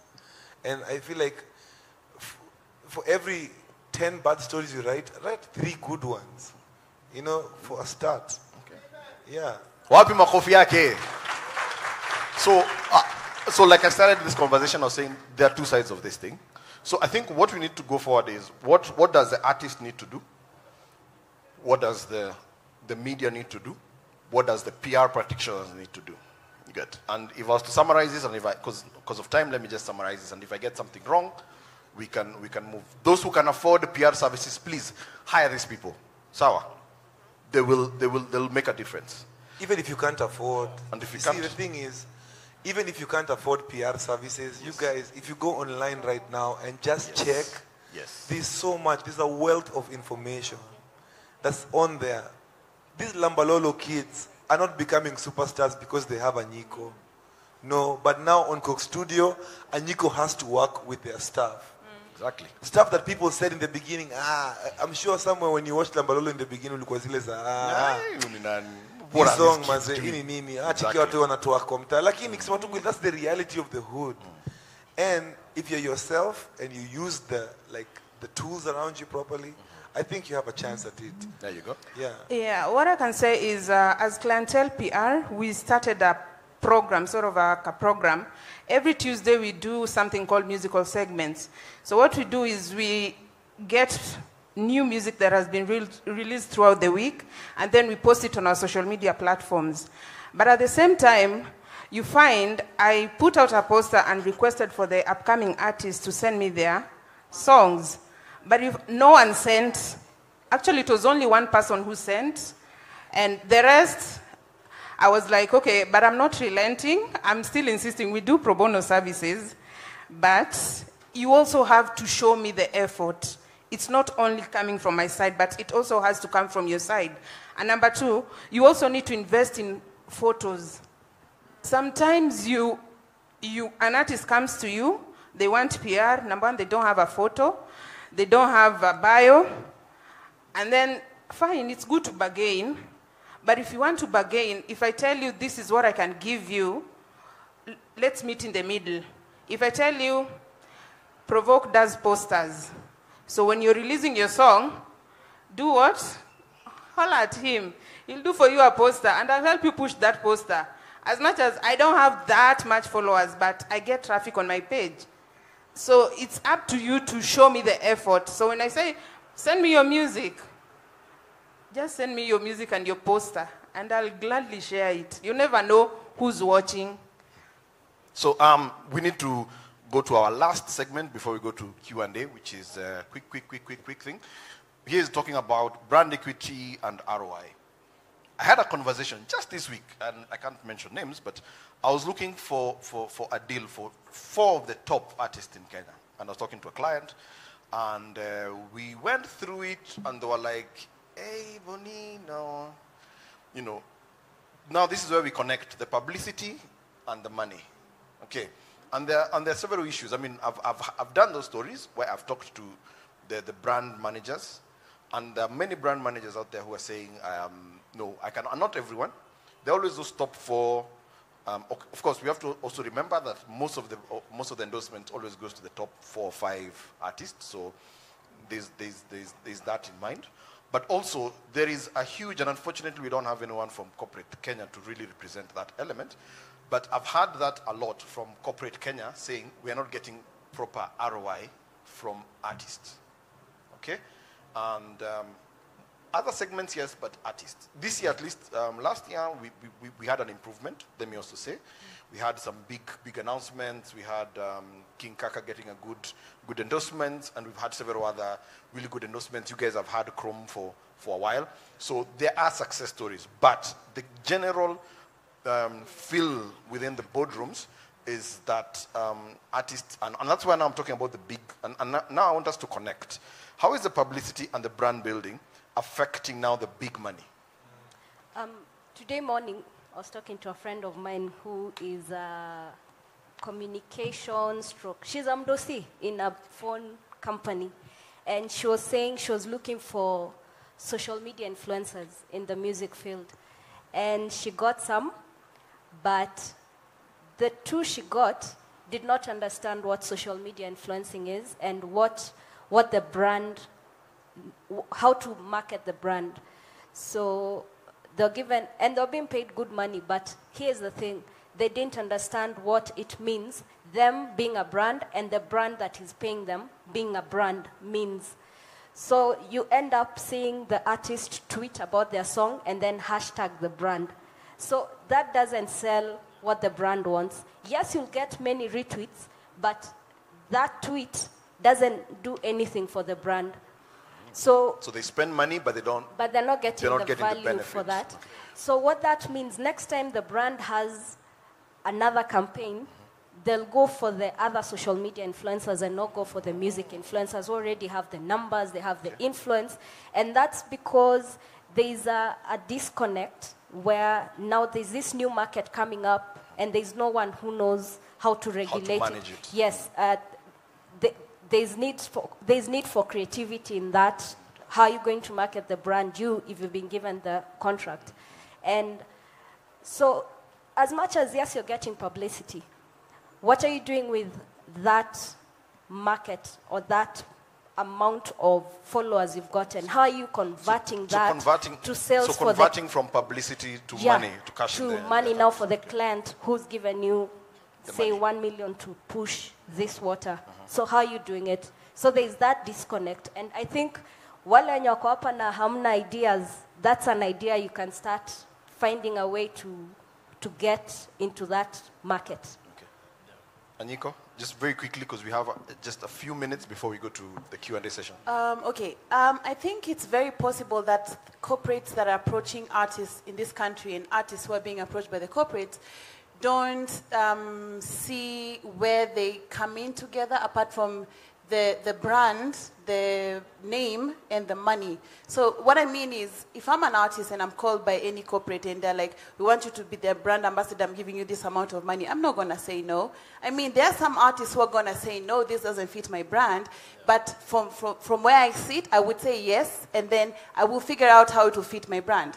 So, and the corporates, they might be going for some artists because they're saying, oh, this is a big artist, they have this number of followers. So I think it's a new frontier. Actually, it's not a new frontier, but it's a frontier that needs to be, the Grace says that there's a lot of work to be done in this frontier. There's an opportunity for business managers, brand managers to represent artists, or even in the corporates to be the ones to be the go-between between the corporate and the artists. Exactly. Because I think they pick the right artists, they pick the artists who have the following, and they pay them the money they should pay them, or maybe not. And then it sort of ends there, you know. Then they feel like, okay, this artist is not even appreciating. They only put a hashtag. But sometimes, maybe they're not working in collaboration with them. And they don't have an understanding of that disconnect between the boardroom and the industry. Exactly. The And I'm not very privy of like the Sauti Sol Chrome endorsement. I'm not very privy of what it entails, but from where I stand and from where I see it, I see them doing events, parties, activations. And when I look at the brand Sauti Sol and who their fans are, they're fun people. They like to dance, they're young, they love music. So they kind of, it's like the brand is doing the type of things Sauti Sol would ordinarily be doing. So it's a perfect fit. You know, because even before they were playing like at big concerts, we would be doing like this kind of activations and club events. We were doing that before like Sauti Sol was Sauti Sol. So I feel like with this endorsement, if they are going to be doing what Sauti Sol used to do, I feel it's a perfect match, and they're kind of getting their fans directly, and Sauti Sol don't have to sell their soul or something. So I think it's important for brands and for artists to also pick something that works for them. And I know there are a couple of artists who've been endorsed by alcoholic drinks, and these artists, they don't even drink alcohol, you know. And so that perfect fit. You know, and I believe there's so many more artists who maybe would be drinking and would take up those opportunities. So I think don't just pick an artist because it's a top artist and you know he doesn't drink and it's the fourth thing you're endorsing him for and he still doesn't drink. You know, it's like, we know he doesn't drink. Why don't you just pick some other top artist who drinks and will do this job? Like, why are we going to pick only those 4 top artists also? Like, a quick one, Bien. Promise keeping. How have you been able to maintain? Because how long have you had Chrome? I think 2-3 years. Actually, it's been 3 years. Yeah, we're ending in March. How have you maintained? As of next month, I'm jobless. Wait, Ebu endorse these guys. Endorse these guys, please. Next brand. What I've learned, these guys. What I've learned from Chrome actually is the power that artists have. I've seen Chrome go from being, but the Chrome was a new brand. It didn't exist before. And so when they attached our brand to Chrome, nobody knew about it really. But it's been 3 years of working effort, like, of you know, a good partnership. It's shown me the power that artists have on one side, and on the other side, it's shown me the power that the corporates have. So the corporates have the product, they have the distribution, they have all of those channels. But the star quality of selling that product lies with the artist. The thing is, it's never going to translate immediately. So, you know, you're finding it's a long-term investment. Mazia guy is coming to you, he's like, yo, I have this water product, put a hashtag now, start pushing it now, and then in the evening he's checking sales. And then the next time you meet them in the office, they're like, but hiki tu ayuzi. You know, or it's like expecting the effects of Blaze to impact Safaricom's sales immediately. It's not going to happen that way. Something like Blaze has to be done for like 10 years so that you build like careers and careers from the people who are in the program. That's how you see the impact. So I feel like also for corporates, they need to cut us some slack. Yes. And understand that it's not going to happen overnight. It's something that it's going to take time. It's going to take time. Sometimes, like it'll be easier. Also, second, I feel like in the boardrooms, the approach needs to change. Yes. There's a very traditional approach Very true. in marketing stuff that Kenyans have. So I'll give an example of Omo and Pasil and Ariel. Mama, uko na hakika ya kwamba hii ni promotion moja inaweza kutoa madoadoa kwa nguo yako. Kusema tu kweli, if everybody is using the same, you know, approach, then that also becomes a bone of contention because now it loses the flavor of it. So the artists need to become the creative minds behind how those brands are pushed. Exactly. Not that it's, you know, I've been put into a room and then I'm meeting Anyiko. Anyiko is going to be doing PR for this thing. Grace is going to be doing media for this thing. Traditional what, and then the artist is just sent for You're a prop. already a written like script. This is what you're supposed scripted to do. like message. Exactly. 144 characters on the dot for Twitter. This one is for Instagram. This is how you're going to caption this. The artist needs to become the creatives behind that. And we realized that with Chrome. Us guys, we make the hashtags ourselves. We crafted the whole idea. We were creative directors in how the brand was put out. So you were part of designing the activation. Exactly. Yeah, so from that, Chrome went from being just a spirit to actually one of the highest selling spirits in EABL. Excellent. Right now. And that's a good example of an artist corporate relationship that nobody's ever going to talk about or write about in the nation. Makofi kwao.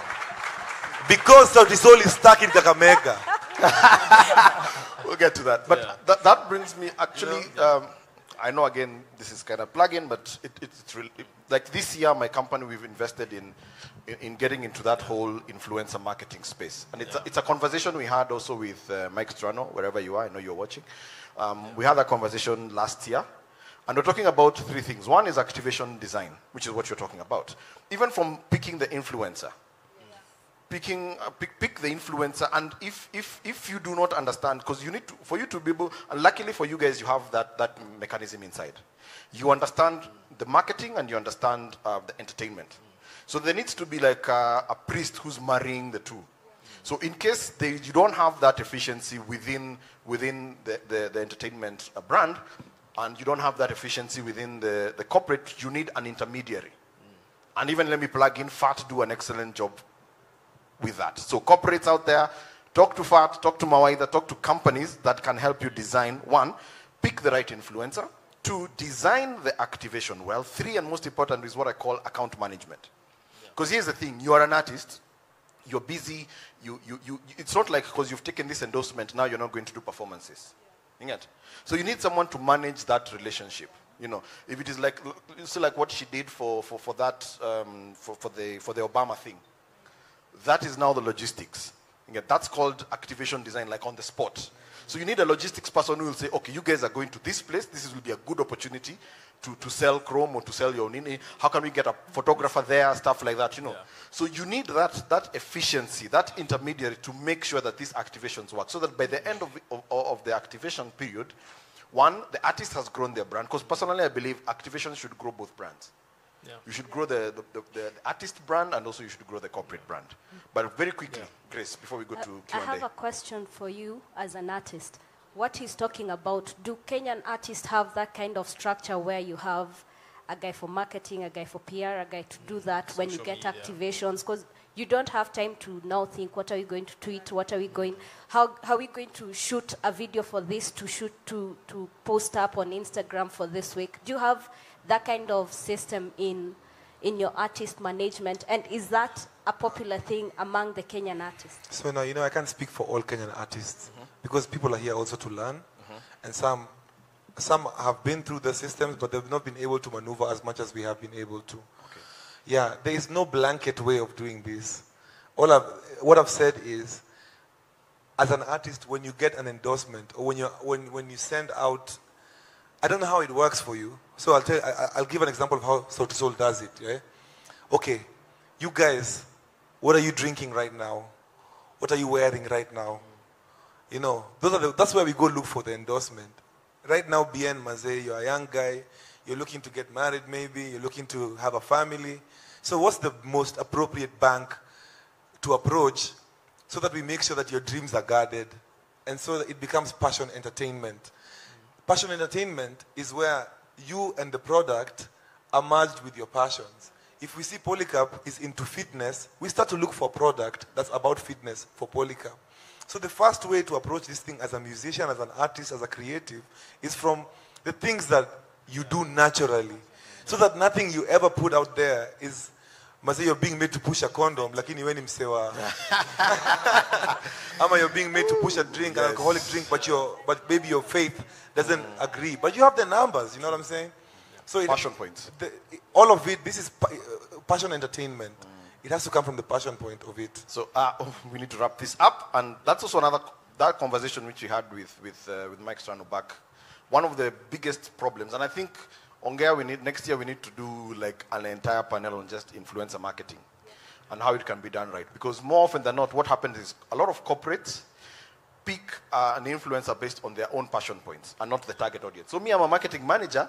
I like Bien. Sorry to use you, but I like Bien, and this guy is cool. I love his music. But you've not sat down to figure out my audience or my target market for my product. Do they also love BN? So you pick BN and then you're selling a condom or something which he's not passionate about. So one, it's a mismatched product from the get-go. Then the way the activation is designed is mismatched. So at the end of the day, we put in 5, 6, 10, whatever millions we're putting in. And then by the end of the year, when we come down to have those hard conversations of, okay, we spend all this money, where is the ROI? There is none. Then now that creates the perception in the boardrooms, these artists were chana now, wow, they're not a good return again. But there are good examples like the Chrome activation. And for me as a brand marketing professional, I really love how you guys did it. I think you've done an excellent job. And let me say, please, brand, free consultancy, Mawaida, pick these guys, please. Give them another contract. Another thing I've always said also is this information is not locked to Sauti Sol. Anybody who has ever approached me or met me on the street and asked me a question, I will answer. We have contacts for our office on our Instagram. If you write us an email, this week alone I've seen like 3 kids who just come, they're starting out their stuff and they're asking questions. So also if you have questions, or if there's a brand that's approached you and you're a bit confused, sometimes an artist can have a brand that's approached them and they don't really know how to go about it. I can also give you free advice, which is just my take usually, which you can also bullshit if you don't feel like it's helping you. Okay, quick one. Actually, we have 15 minutes before Jemedari comes here and switches off my phone. So I'm going to pick 5 questions, which you answer quickly, alafu tuende. So how do we do it? Do we pick questions and then answer? And what I'll do is I'll pick one person to answer one question. Sasa? Okay. Question, tuende. There's a roving... Who's next? Maybe you can... then we'll go to Chris. Then we'll go back there. Okay? Okay. My question is in regards to media relations. I'm not in entertainment. I do sport. And I've gotten a chance to work with a bit of artists. And mine is to BN and maybe Anyiko. I would like to understand why you decide to make use of other space, like sport. The Rio Olympics prediction for Supersport, and I've seen you record a kids show for BBC. So I would like to understand why do you decide to use this space outside entertainment, and how beneficial is it when you do something like sports, for instance, for prediction for sports? Okay, quick one, Chris. I think let's pick the questions then. Just remember. Okay, fine, quickly. The reason why, you see, besides being a musician, I'm an AFC Leopards fan. And that naturally means that other AFC Leopards supporters who are my fans will gravitate towards me more if they see that we have more things in common. In Sauti Sol, Polycarp is an Arsenal fan. And so on game day, when we post Arsenal stuff, we just naturally have even my new followers gravitate towards us because they just want to hate. You know? So it's just, it just creates, this kind of vibe where everyone is just laughing and having a good time. Quick one, Anyiko, answer that. Oh, he's answered. Excellent. Chris? Okay, mine is simple. Experts. All of you are experts. All of you are good creatives. We have production people. We have events people like myself. We are all extremely very good in what we do. But the one thing you guys are not talking about, and which has, for me, I think is the key thing, is an attitude problem. What role does an attitude play in all this? Thank you. Quick one. Let me answer that one. Like I said, when you're doing research for who will I approach to send my music, you'll be told many no's. You'll be told 1 yes after 15 years. That means all these no's obviously will crush your spirit. Don't get crushed. And don't get a yes and then start saying, at least ni me make it, but wasi wengine walikuwa wanasema no. Take that yes and keep being positive. Hapa, nimeona all of you guys think the media is your enemy. If anything, the media is your friend. It complements everything you do. And as much as, yes, sometimes BN afurahi tukisema amefungiwa huko Kakamega, there are times we also celebrate BN. Yeah, and there are times we don't celebrate him. And yes, he gets angry, but I like one thing about BN and other artists we've worked with. They always pick up their phone to give you a comment. That's the attitude. Don't go and turn off your phone or media kikukola and say nini, and then you cut the phone. What that does is media people. Yes, These ones. what that does is you ostracize the media, and then they're like, who are you? And then now it becomes like a shouting match. But basically, just be positive. Even if you have to be called for those hard questions, just pick the phone, say, can I call you back later? Then call either Gloria or Anyiko and ask them, what can I say? And then ask them to draft you a text. And that way, that will be sorted. But always have an attitude of learning, open-mindedness. And that's what we media also have to learn, Jakarta. Because as Bien has pointed out, I've realized, yes, sometimes we do go overboard. Go overboard, it's true. Yes. Clickbait. Clickbait. That one we do. Quick one. Okay, quick one. let me add on something. Thank you, Chris Kira, for bringing up a very important point. I just want to say that everybody should know that nobody owes you anything. That's the attitude to have. Nobody owes me anything. And then look at the end goal. So what do you want to do? You want to be famous. You want to be on Kiss FM. You want to be known in Tanzania. You want to be known in Uganda. The attitude you should have is nobody will stop me from achieving that. But a lot of the attitude we have from Kenyan artists is like, someone somewhere is stopping me from something. I'm not saying someone is not stopping you, but that should not stop your end goal. Exactly. And I will add on another thing. I even had some people like bashing me on social media saying, we've been sending you our music, you've not responded. First of all, you're sending the wrong person your music. I'm not on radio. That's what Nkosi said and what Rose said. You need to know who you're sending your music. If you send me your music, usually I'm like, this is a dope song, I give advice, and I might decide to forward it to Kerongo or to Kiss FM, but I'm not the person who's going to make you blow. You know, if you need to contact me, it's for business or for a pro bono work, but I'm not a radio presenter. And even if I was and you send me something and I didn't respond, it doesn't make sense. If I thought of everybody who told me and told Sauti So, you will never have another album like the first Mwanzo. You guys are one-hit wonders. And you had a very bad EP, and why did you have an EP produced by a South African? If I had to write down the list of all the people who told her, we'll never make it, we'll never have another dope record, and if I had to not go back to them, then Sauti So would never be where they are today. We went back to the same people who turned us back until they called us and said, now we want to do a full spread feature. So I'm just saying, don't give up. Excellent. Do not give up. So when you get a bump in the road, don't park your car, keep driving. Let's have someone, a lady back there. Okay, kuna mtu pale ameinua mkono sana. Thank you. I also do PR and I'm happy to be here. My first question is, how do songwriters market themselves?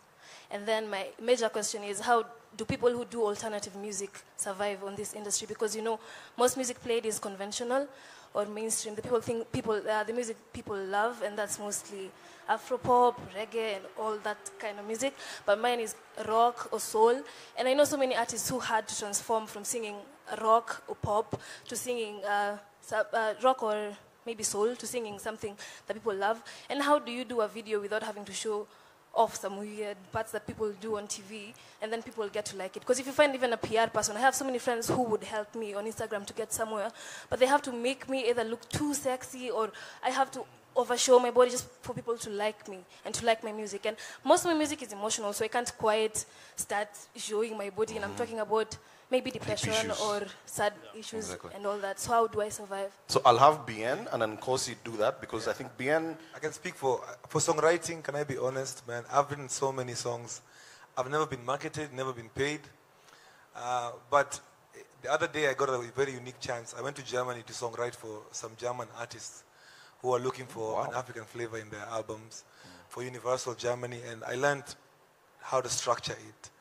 So the first thing I realized is we don't even have Kenya Songwriters Association. Whoa. Imagine, nobody has even ever thought, and everybody in here, by virtue that you write your own songs, you're a songwriter. So safely, I went to register it. So Kenya Songwriters Association and Songwriters Association of Kenya has been registered. But now that those things have been registered, they're associations. They're not my companies. So I'm going to be putting out a call for songwriters to register.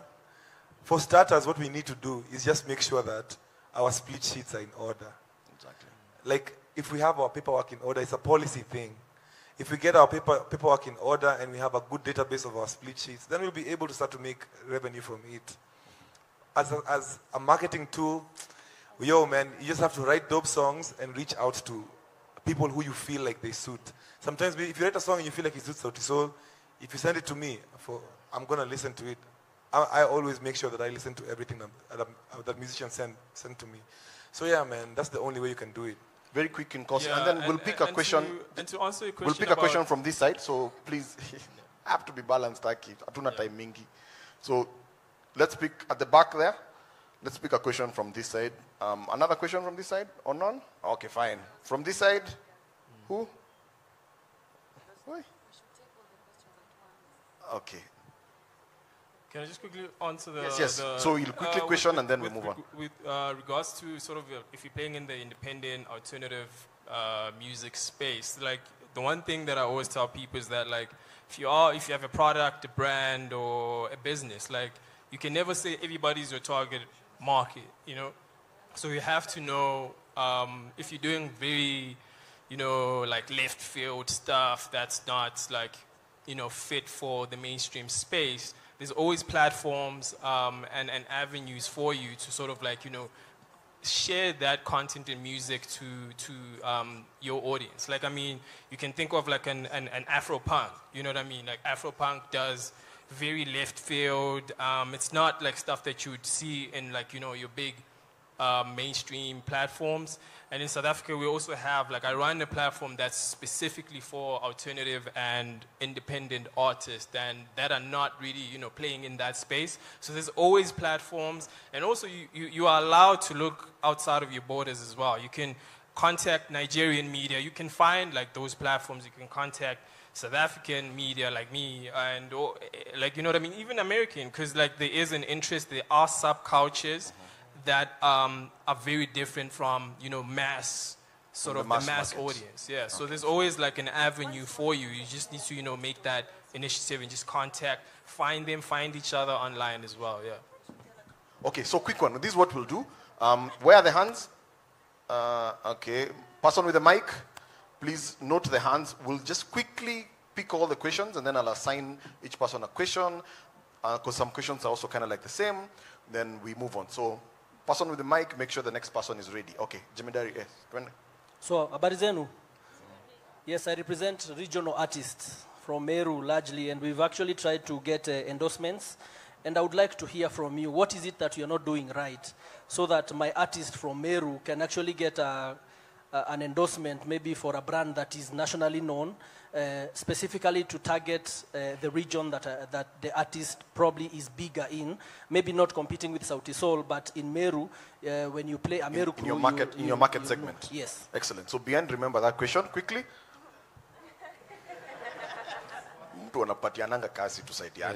My name's Francis PDF. I'm an artist, and I have a movement from Eastlands. We are trying to create our own platforms, and the way I've listened to you guys, vile mnasema, yani the media cannot change. Kuna wazai wako huko wenye au accept the culture that is coming from my youths wa sai. And so, since it's so difficult, and the youths are almost giving up, but they're trying, what options? Like kitambo kulikuwa na hizo F2, hizo open mic. Jump times, open mic. Hizo open mic sasa. Excellent. Na zilikuwa zinaleta wasanii. Zinawapatia ile motisha, wana vibe, wanakutana. But sahi hakuna. Okay. So we have... What's the way forward, basically? Yeah, way forward. Okay. So Rose, kumbuke hiyo swali. Next, please. Guys, we have 2 minutes before Jemedari switches off my microphone. My name is Martin. I'm a podcaster. Okay. So my question is towards specifically the guy from SA and also to you, Mawaidha. Okay. So what is the disconnect in endorsement deals in Kenya and say South Africa? Because at face value here in Kenya, find most endorsement deals go to maybe beverage companies and maybe betting companies in a get.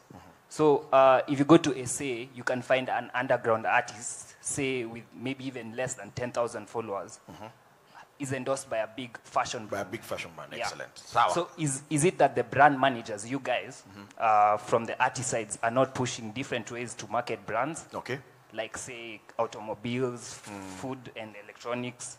Or is it that the corporations are rigid to try unconventional approaches in marketing through artists? Excellent. Okay. Aya. One last question to Madam Jackie. Yeah, Sorry, I know mine all is the a people quick here, one. so, huh? I wanted to. So it's working. It's working. You know, Mine is a quick one. I wanted to know if my understanding is you have two associations. I think you have KEJA, which represents the entertainment journalists, and I almost wish you had a blogger on the panel to represent the Bloggers Association. I want to know. This one is a blogger. Mupasho ndio hawa. I also have a blog as well. He's a blogger there. I'm also a blogger. Okay, Google mimi utaona mimi huko.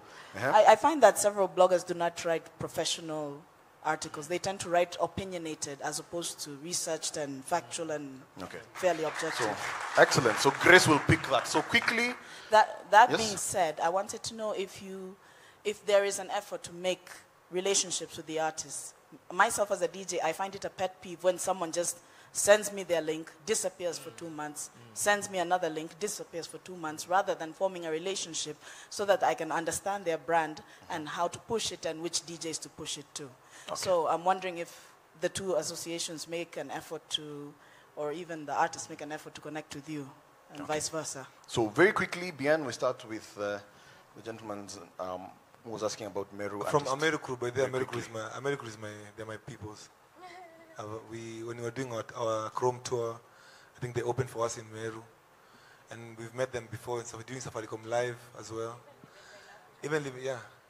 And so all I can say about that, I feel like, first of all, with the Meru crew is the story hasn't been told well. You know, I haven't really, I've listened to the music, but I feel like you guys need to have a PR strategy, first of all, on how you build and tell the Meru crew story. And then I'd also want to check into your demographic and put yourselves in the shoes of the corporates that you're expecting to get endorsements from. Because maybe you guys are not their target for the companies you're going for. Maybe if you go for like a Mira juice company, that will be like phenomenal. There's even Mira wine. Yeah, so like look within yourselves, look at the activities that you do, the philosophy that you're selling, and then approach like-minded products. So do your homework. Yeah, that, and then also like the American story must first of all just be told and be understood. Because if someone doesn't know American, I don't know what you guys stand for, man. There's a philosophy that I have to be attracted to first of all. Then I will, I feel like I'll jump on board as a fan, and then that will in turn come with other corporate things. Excellent. So there was a question about basically what's the way forward. The old guards and the newsroom is set in a certain way. What's the way forward? Was that the question or? Oh, the platforms, cool. I think the way forward is we must always look at ourselves as if we are the ones in charge of the moment, the now, and it is your responsibility and mine to create these platforms. So you rightfully state that we don't have it was what, jam session days, those in the days, and what do we have now? I will tell you what we have now, and I'm sure there's some stuff that is out there now that I don't know about. So for instance, right now what's happening in Nairobi is the live music circuit is really popping. If you're playing live music and you're not, and that's also for you, the lady who said she does alternative music, and you're not necessarily what played on radio, you have an opportunity to perform on live platforms more than was the case 7 years ago. Like when we were starting out with Sauti Sol, we had to set up our own events because there was no event that you could just come and start to play, So right now there's something like Jamhuri events. They have Jamhuri sessions and they have Jamhuri festival. They are sometimes at Nyama Mama, but they usually go to other restaurants. It would be good to check out Jamhuri events on social media and see what they're doing, because I'm made to understand that at the Jamhuri events, they're booking agents who come, media professionals, and a lot of artists have been discovered there even to be signed through that platform. So it would be good to join that. And then I think that's what I wanted to say. I wanted to add, though, you know, about what you said about the media not changing. They are never going to change. The guy who is there is a guy who is now in his 60s, who has worked hard all his life to get to that point. You either make yourself relevant to that person, or you just go on social media and do your thing. Akina Ethic, I was saying you're the best example, because nobody would play Ethic as is, but the demand from the streets has been created by Ethic themselves. So create your own the demand. power is in your hands. Create your own publicity. You're the one who's going to create it. And Wapi by- makofi and by yake? the way- Makofi wapi yake? And by the way, very quickly. the Jamhuri event started in Eastlands at K South. South. Yeah, and they started as a like block party, and then they started a community job. Like they were just like collecting trash, and then at the end of the day, doing a small concert. And from K South, from Eastlands to one of the most respected platforms of to date. Even you can also check out Thursday Night Live. So those are just some platforms I can recommend for now. The next question I think is one which you asked for Mawaidha and Kosi, South African perspective, right? 3 things very quickly. The biggest problem we have with influencer marketing and endorsements in general. One is influencer selection, selecting the wrong influencer based on like what BN was talking about. Don't pick based on your passion point. Do your research, figure out what's the passion point of your audience. 2, how does your brand, the corporate brand, relate to the entertainment brand? The second thing is what I call activation design. Again, BN also touched on that. How do you design, like, okay, fine, this is Maya's. How does this product, how does this brand, how can we activate it in an organic way that doesn't look, you know, people are skipping adverts right now, right? So how can we fuse this in a way? Are we going to use product placement?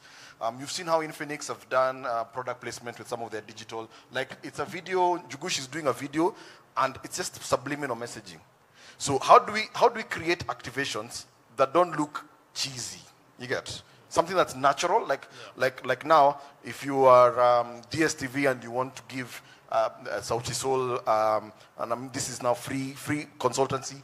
Give DSTV, give these people whatever. Give these people an endorsement. Because Supersport, one of the biggest reasons why people buy DSTV is because of sports. And these guys are an entertainment brand, and they are popular, and they are fun. So just, that's how you create now an activation. So the second is activation design. The third thing is what I call account management.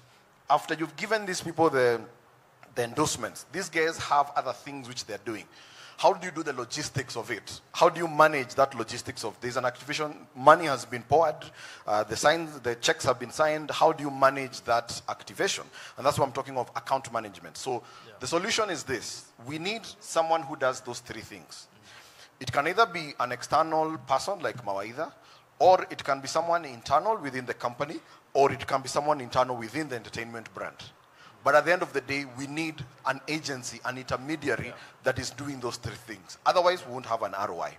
Yeah, and I'm not sure how, sort of like the brand, on the brand side, how things are done in Kenya, but when it comes to influencers and, you know, like people of public interest, there's normally, from an agency or advertising agency perspective, there's normally like a criteria. There's micro influencers that probably have like, you know, between 5,000 and 10,000 followers on social media.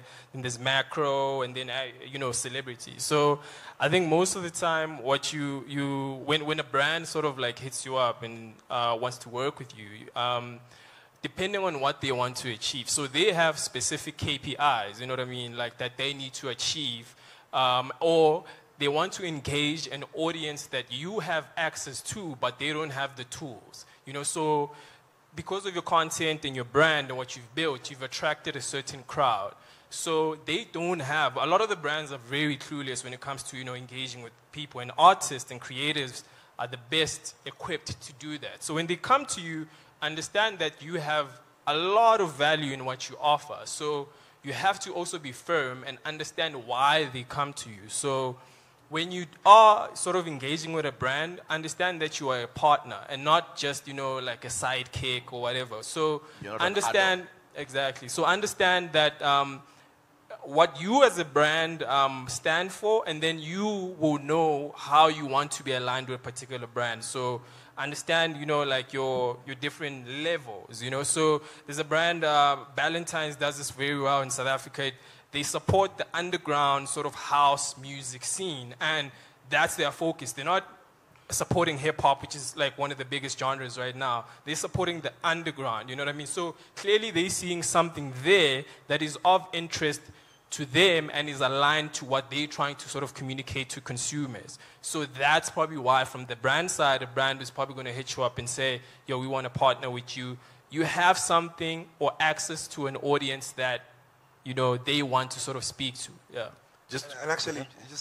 One thing that I learned actually this week is a lot of these big brands are moving all of their budget from traditional media to the digital space. So all the power is on the digital space. Exactly. Like if you look at how EABL would traditionally do a big Tusker ad with the lorries and lorries that costs, or Safaricom ad that costs like 200 million shillings. They're now just doing small activations with Jugush and everybody else, and they're distributing that cash, which means everybody in this room can eat and the cake still won't get finished. Very quickly, Grace, tackle the issue of bloggers. Bloggers, where are they writing funny things? This was a question from DJ Shock. So, bloggers, online has become, it's like a wild, wild west. Anyone can get in. Even you can be a blogger. Anyone. I think there's legislation coming up that will curb the red line, the bloggers from crossing the red line, and we've seen several bloggers getting, sued for what they've written. Most media houses are also moving into the digital space, so essentially they're becoming bloggers as well. But the beauty of media houses going into the media space is they're still taking the journalistic ethics onto the online space.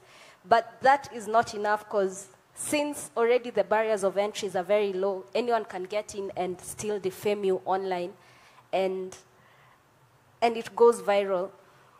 So I think that will be a case for legislation, because I think even politicians are having it rough, and since they have the powers, they have the power to change the legislation, maybe they'll do that. Excellent. So I am almost 11 minutes behind.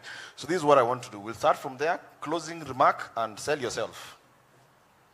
My closing remarks is, guys, the darkest hour is before dawn. Guys, we are just about to break this thing for this generation.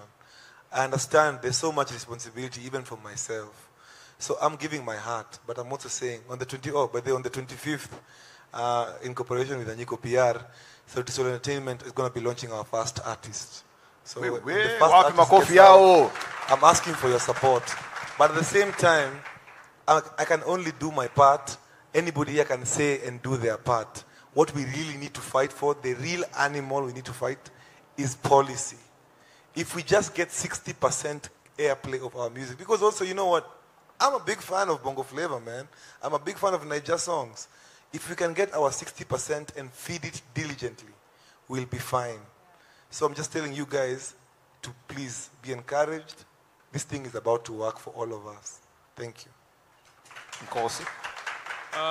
As a closing comment, I think I would say, from what I know, is that Kenya has probably the highest, smartphone and internet penetration in Africa. So that is in itself dope. So it really shows you and tells you that if you there's audiences, people that are ready to receive your content. So, go-to-market strategy, always have digital. That's where you're going to find it. Your country has already, one of the dopest and best, the internet is fast, all the technology is here. So use your digital platforms, your social media to build the communities that you want to build and connect with your people. And for a lot of these things, it's very, you know what I mean?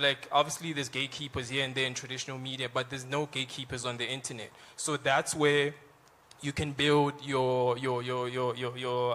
communities and, build your leverage as well. So I think that's the main thing. I'm very pro-internet and pro-digital, so I think that's where the barriers of entry are very low. You can do what you want. Obviously, make sure that it's brand safe. And if you want to attract the attention of brands, understand how they move, what they need, what they struggle with, their advantages, and what you are offering. And I mean, I don't think you would go wrong with that approach. Gloria? First and foremost, I'd like to say thanks to Anyiko. She was my mentor, and she's actually inspired me to start my own PR company. And as for the artists, I would like to tell you, what I would like to tell you is, reach out to us. We are not animals, and we're always here to help you. If you need any help, just send me a DM on Instagram or even Twitter. I'm always ready to answer. Sometimes I get people who tell me, I want to be on 10 over 10, but when you listen to the song, you're like, you can't be on 10 over 10, you know. So sometimes it's just you reaching out, and when someone advises you, take that advice, go back home, go back to the drawing board, and then just push. Keep pushing. Don't give up. Don't give up. Grace? As an artist, for people to recognize you, you need a brand. And for you to build a brand, you need to know yourself. How self-aware are you? Because if you don't have a brand and then you make it, you'll get lost in the middle of all that because you didn't have a foundation of understanding who you are. And like the guy from Meru was asking, how can we sell ourselves? Like Bien said, use your passion project. Like make it a passion project. Make your passion marry with what you want to sell. That way it will be organic online and it will be easy to sell, and realness sells easily. And there's a lady who said about doing rock, alternative artists. That's okay. Don't change yourself. That's who you are. What you do, create your own community. Get people to like your music. Go to places where people appreciate your music. Before long, everyone will appreciate it. When jazz started out, everyone was like, what is that? But now everyone, if you listen to jazz, you become a fan, not because someone told you to love jazz, but because of what jazz is. So don't change yourself. You don't have to be sexy. Charlie Chaplin, Tracy Chaplin is not sexy and everyone listens to her song. Just be you, be authentic to your brand. And you'll attract your tribe. Be you and you'll attract your tribe. Anyiko? Okay, for me, I just want to thank ONGEA Summit for inviting me, and I think for hosting this summit. I believe this is one of the best summits in Kenya, and even before I was invited last year and this year to talk, I always used to come here to discover new artists, to buy new albums, and thank you all for coming. It's a Sunday, but this place is full. It shows me that you guys are taking the music and entertainment industry very seriously, and I think that's the beginning. It starts with us having your presence. I think that's all I have to say. Just maybe follow our social media platforms, Anyiko PR, and we're doing a lot of work. And right now we are very excited because we're working with Sauti Sol Entertainment, and we'll be releasing a whole new set of artists signed by Sauti Sol, 25th of February. And then my team and I also launched our event series this year. We've been working on this for a whole year, and it was very difficult.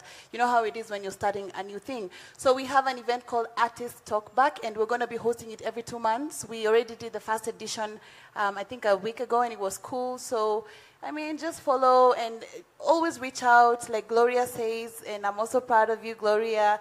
You know, we worked together for only, I don't know, a couple of months, and she already went on and started her own company. That's the seriousness we need in this industry. So I like when someone like Bien contacts me and is like, have you checked out this new artist called BD? Book him on 10 over 10. And I'm like, okay, Bien has said.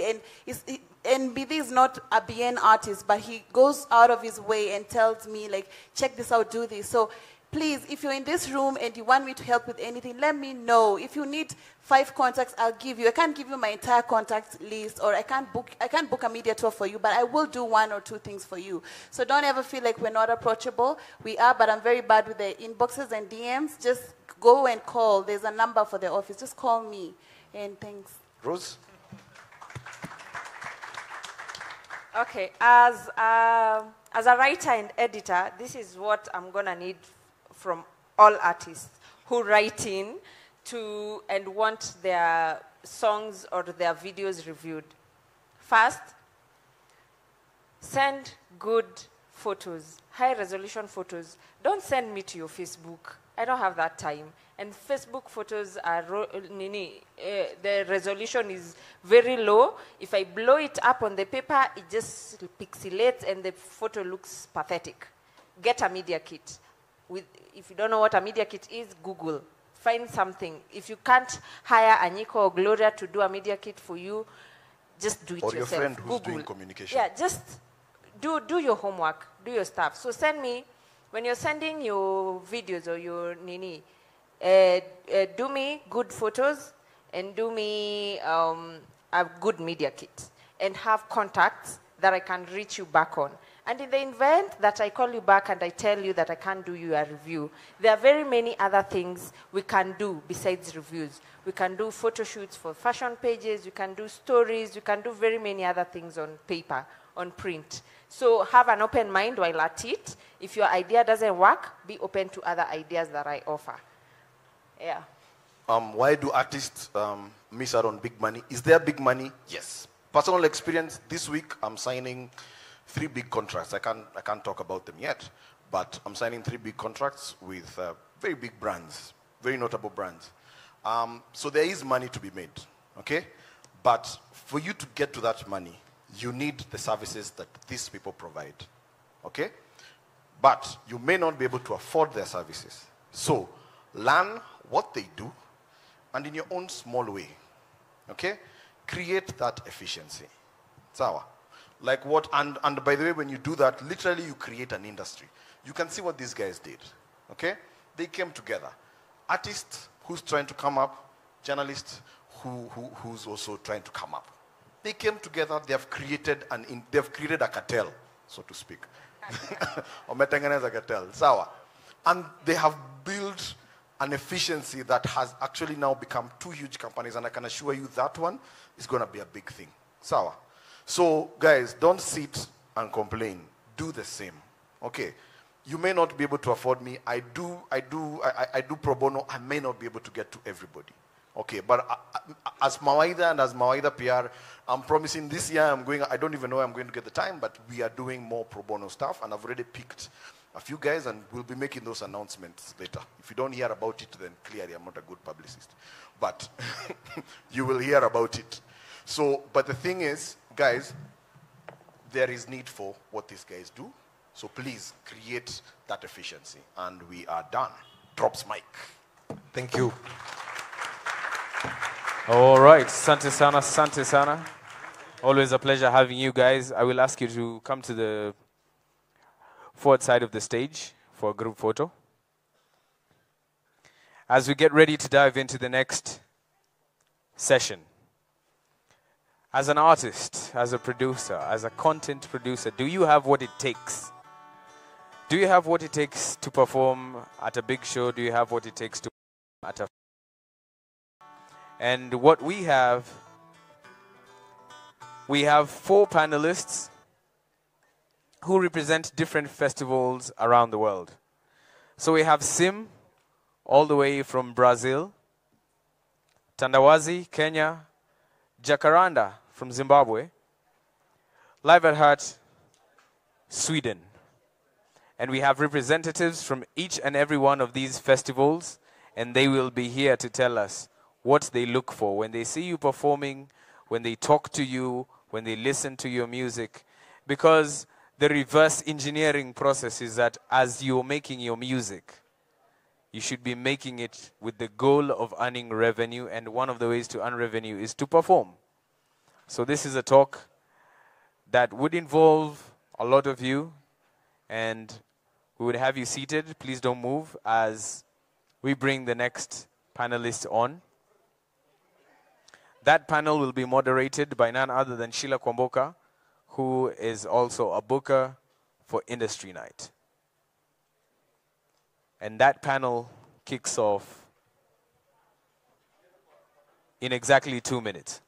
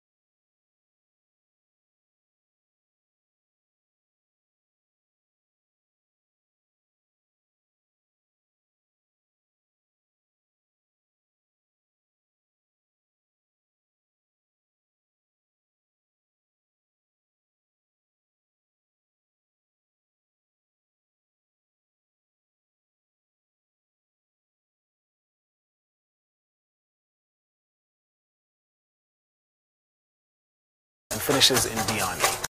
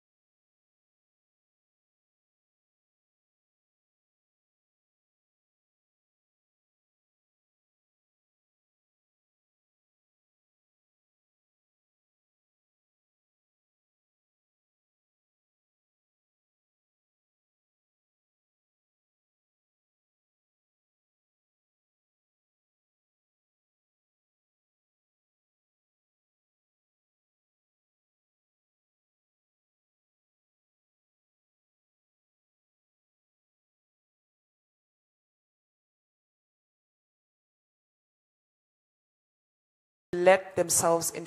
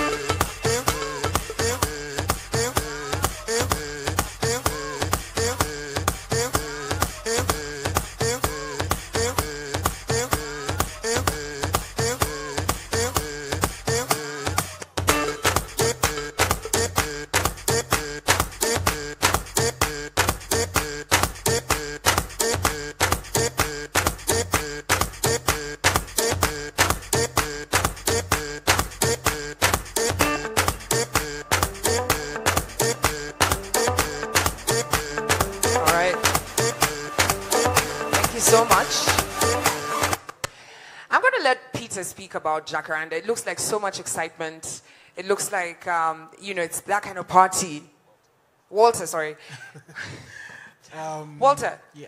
Jacaranda, where does it get the name from? Jacaranda gets the name from jacaranda trees. So in October, in Zimbabwe, those jacaranda trees bloom. They're in full bloom at that time of the year. Even in Nairobi.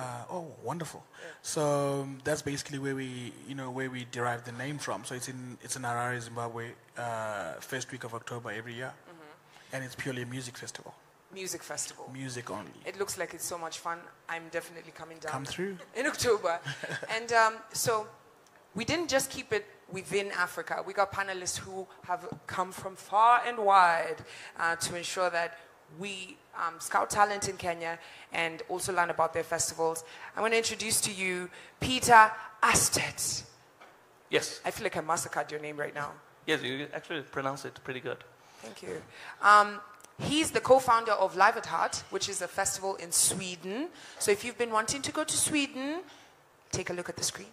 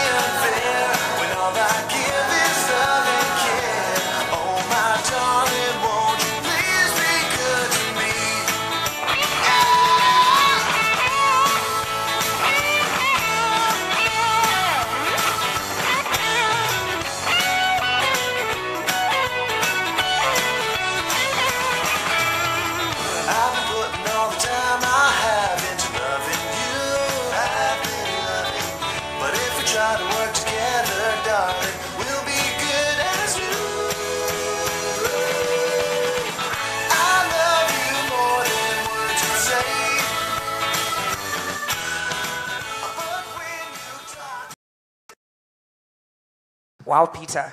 Yes. Live at Heart looks lit. That's actually, the video is kind of funny because it's from their eyes, from one of the bands that actually played last year. Yeah. Which now I saw today that they are announcing that they are going to Westway Lab in Portugal. They're also playing on Meet Them, thanks to Live at Heart, because that's what Live at Heart is about. It's discovering, and we are a gateway to a lot of other festivals around the world. So you predominantly work with artists who are just, We only have unknown artists. All right, we don't have any headliners. All right, so 2 music festivals and one that's also got other things going on, dance and drumming. But then we got Maite Bertolini from Brazil, and she is a representative of, founder of Contato. Yeah. Am I saying it right? Contato. Contato. All right, it's Portuguese, guys, don't judge me. Watch the screen.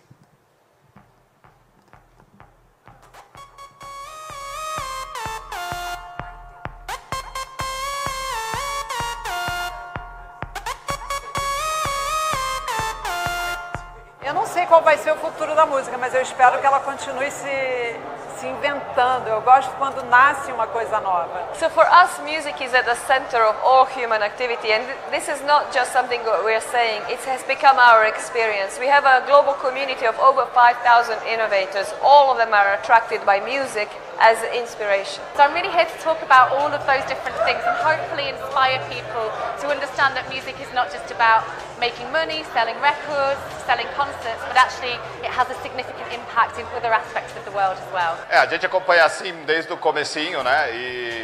E a gente vê um absurdo de crescimento da própria feira e também o crescimento de toda a movimentação que fica ao redor dela, que é de shows, que é de integração, que é da galera vindo de todos os lugares. Aqui na CIM está acontecendo conexões incríveis.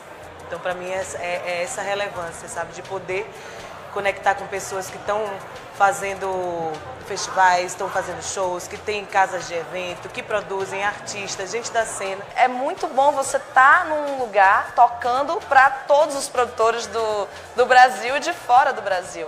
Então isso gera uma coisa muito bacana para a banda. Então a nossa animação para esse ano foi diferente mesmo, porque ano passado a gente realmente fez contatos que renderam shows na Europa, festivais na Austrália e coisas muito legais assim, porque eu vou cantar, né, fazer um showcase. Além disso, eu fiz uma palestra muito boa ontem, foi bem legal.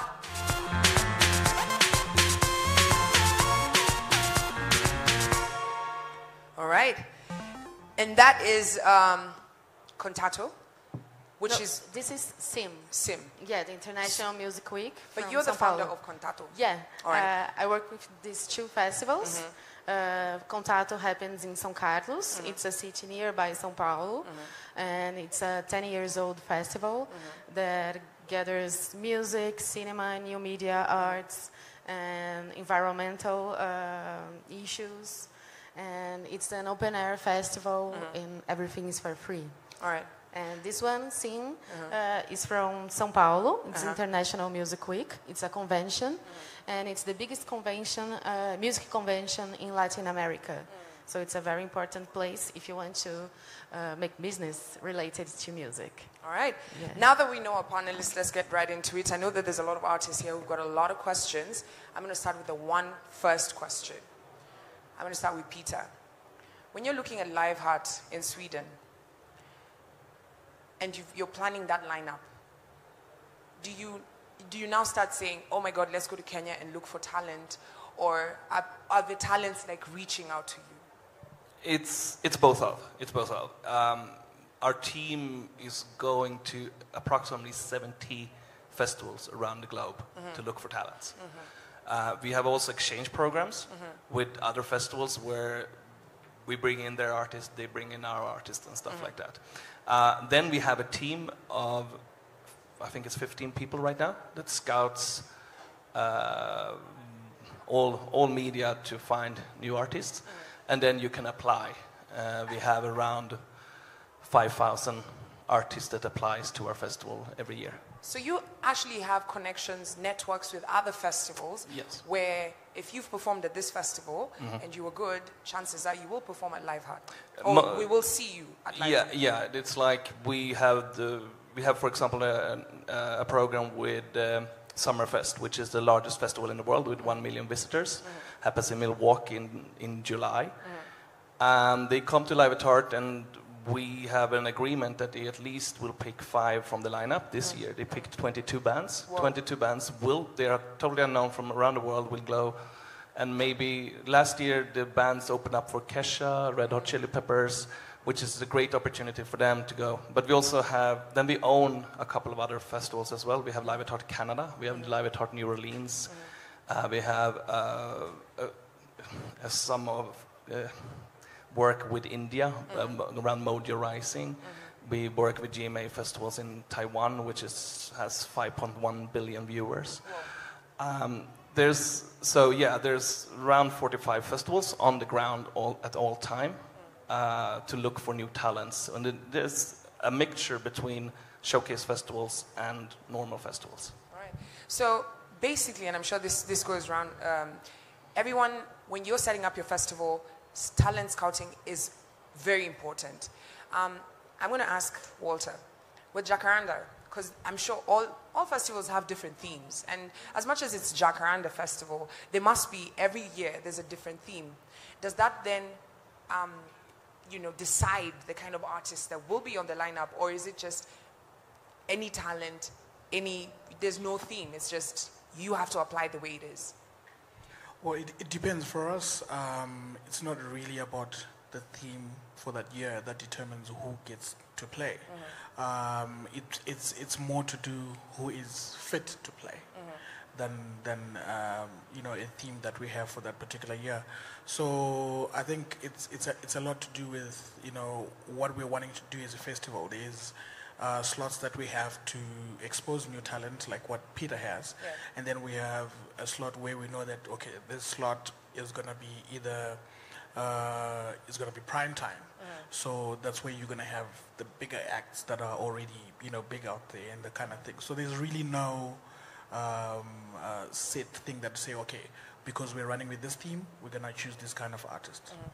For an upcoming talent or a talent in Kenya and they want to come to Zimbabwe for Jacaranda, there might not be an audience in Zimbabwe that knows them. Do they then come in, maybe they're established in Kenya, but when they're coming in Zimbabwe, are they coming in as an opening act or? Not really, no. What we'll do is, for us, obviously that's why we're here at ONGEA. We can be able to see where we can slot an artist. So from your application, And from the information that you give us, we'll know exactly where you fit in within the lineup and, you know, what time you're going to perform and that kind of thing. Because we will also ask you certain questions and, you know, and we usually don't book anyone that we haven't seen perform live or that one of our teams hasn't performed live. So that's why most of us will travel different festivals at different places because what's written on a piece of paper and what you will see on stage are two totally different things. Absolutely. So most of the times we will know exactly where you can fit into the lineup or into the program. Yeah.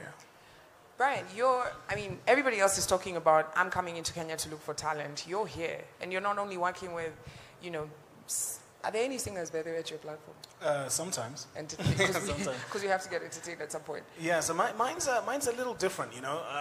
What I'd say is that, you know, at Tandawazi, it started out of the nucleus of sort of capoeira, and then it grew into this whole thing of drumming, yoga, etc. So what's quite interesting about it is that I will engage the breakdance community, and they will tell me who is the right fit. So we have the same model where it's more about does that person fit in with the values of the festival, as opposed to they fit in with a theme per se. You know, and that, you know, the theme and the values are, maybe it was wrong choice of words, but which brings me to the question I was asking Walter, because yours is.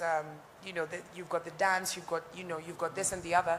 At the end of the day, you want to connect all these things together. Absolutely. It might be, you know, is there one artist who has studied your brand and sees, okay, I'm going to fit, I'm the right fit for this, or there's one who actually is established, they've got the, you know,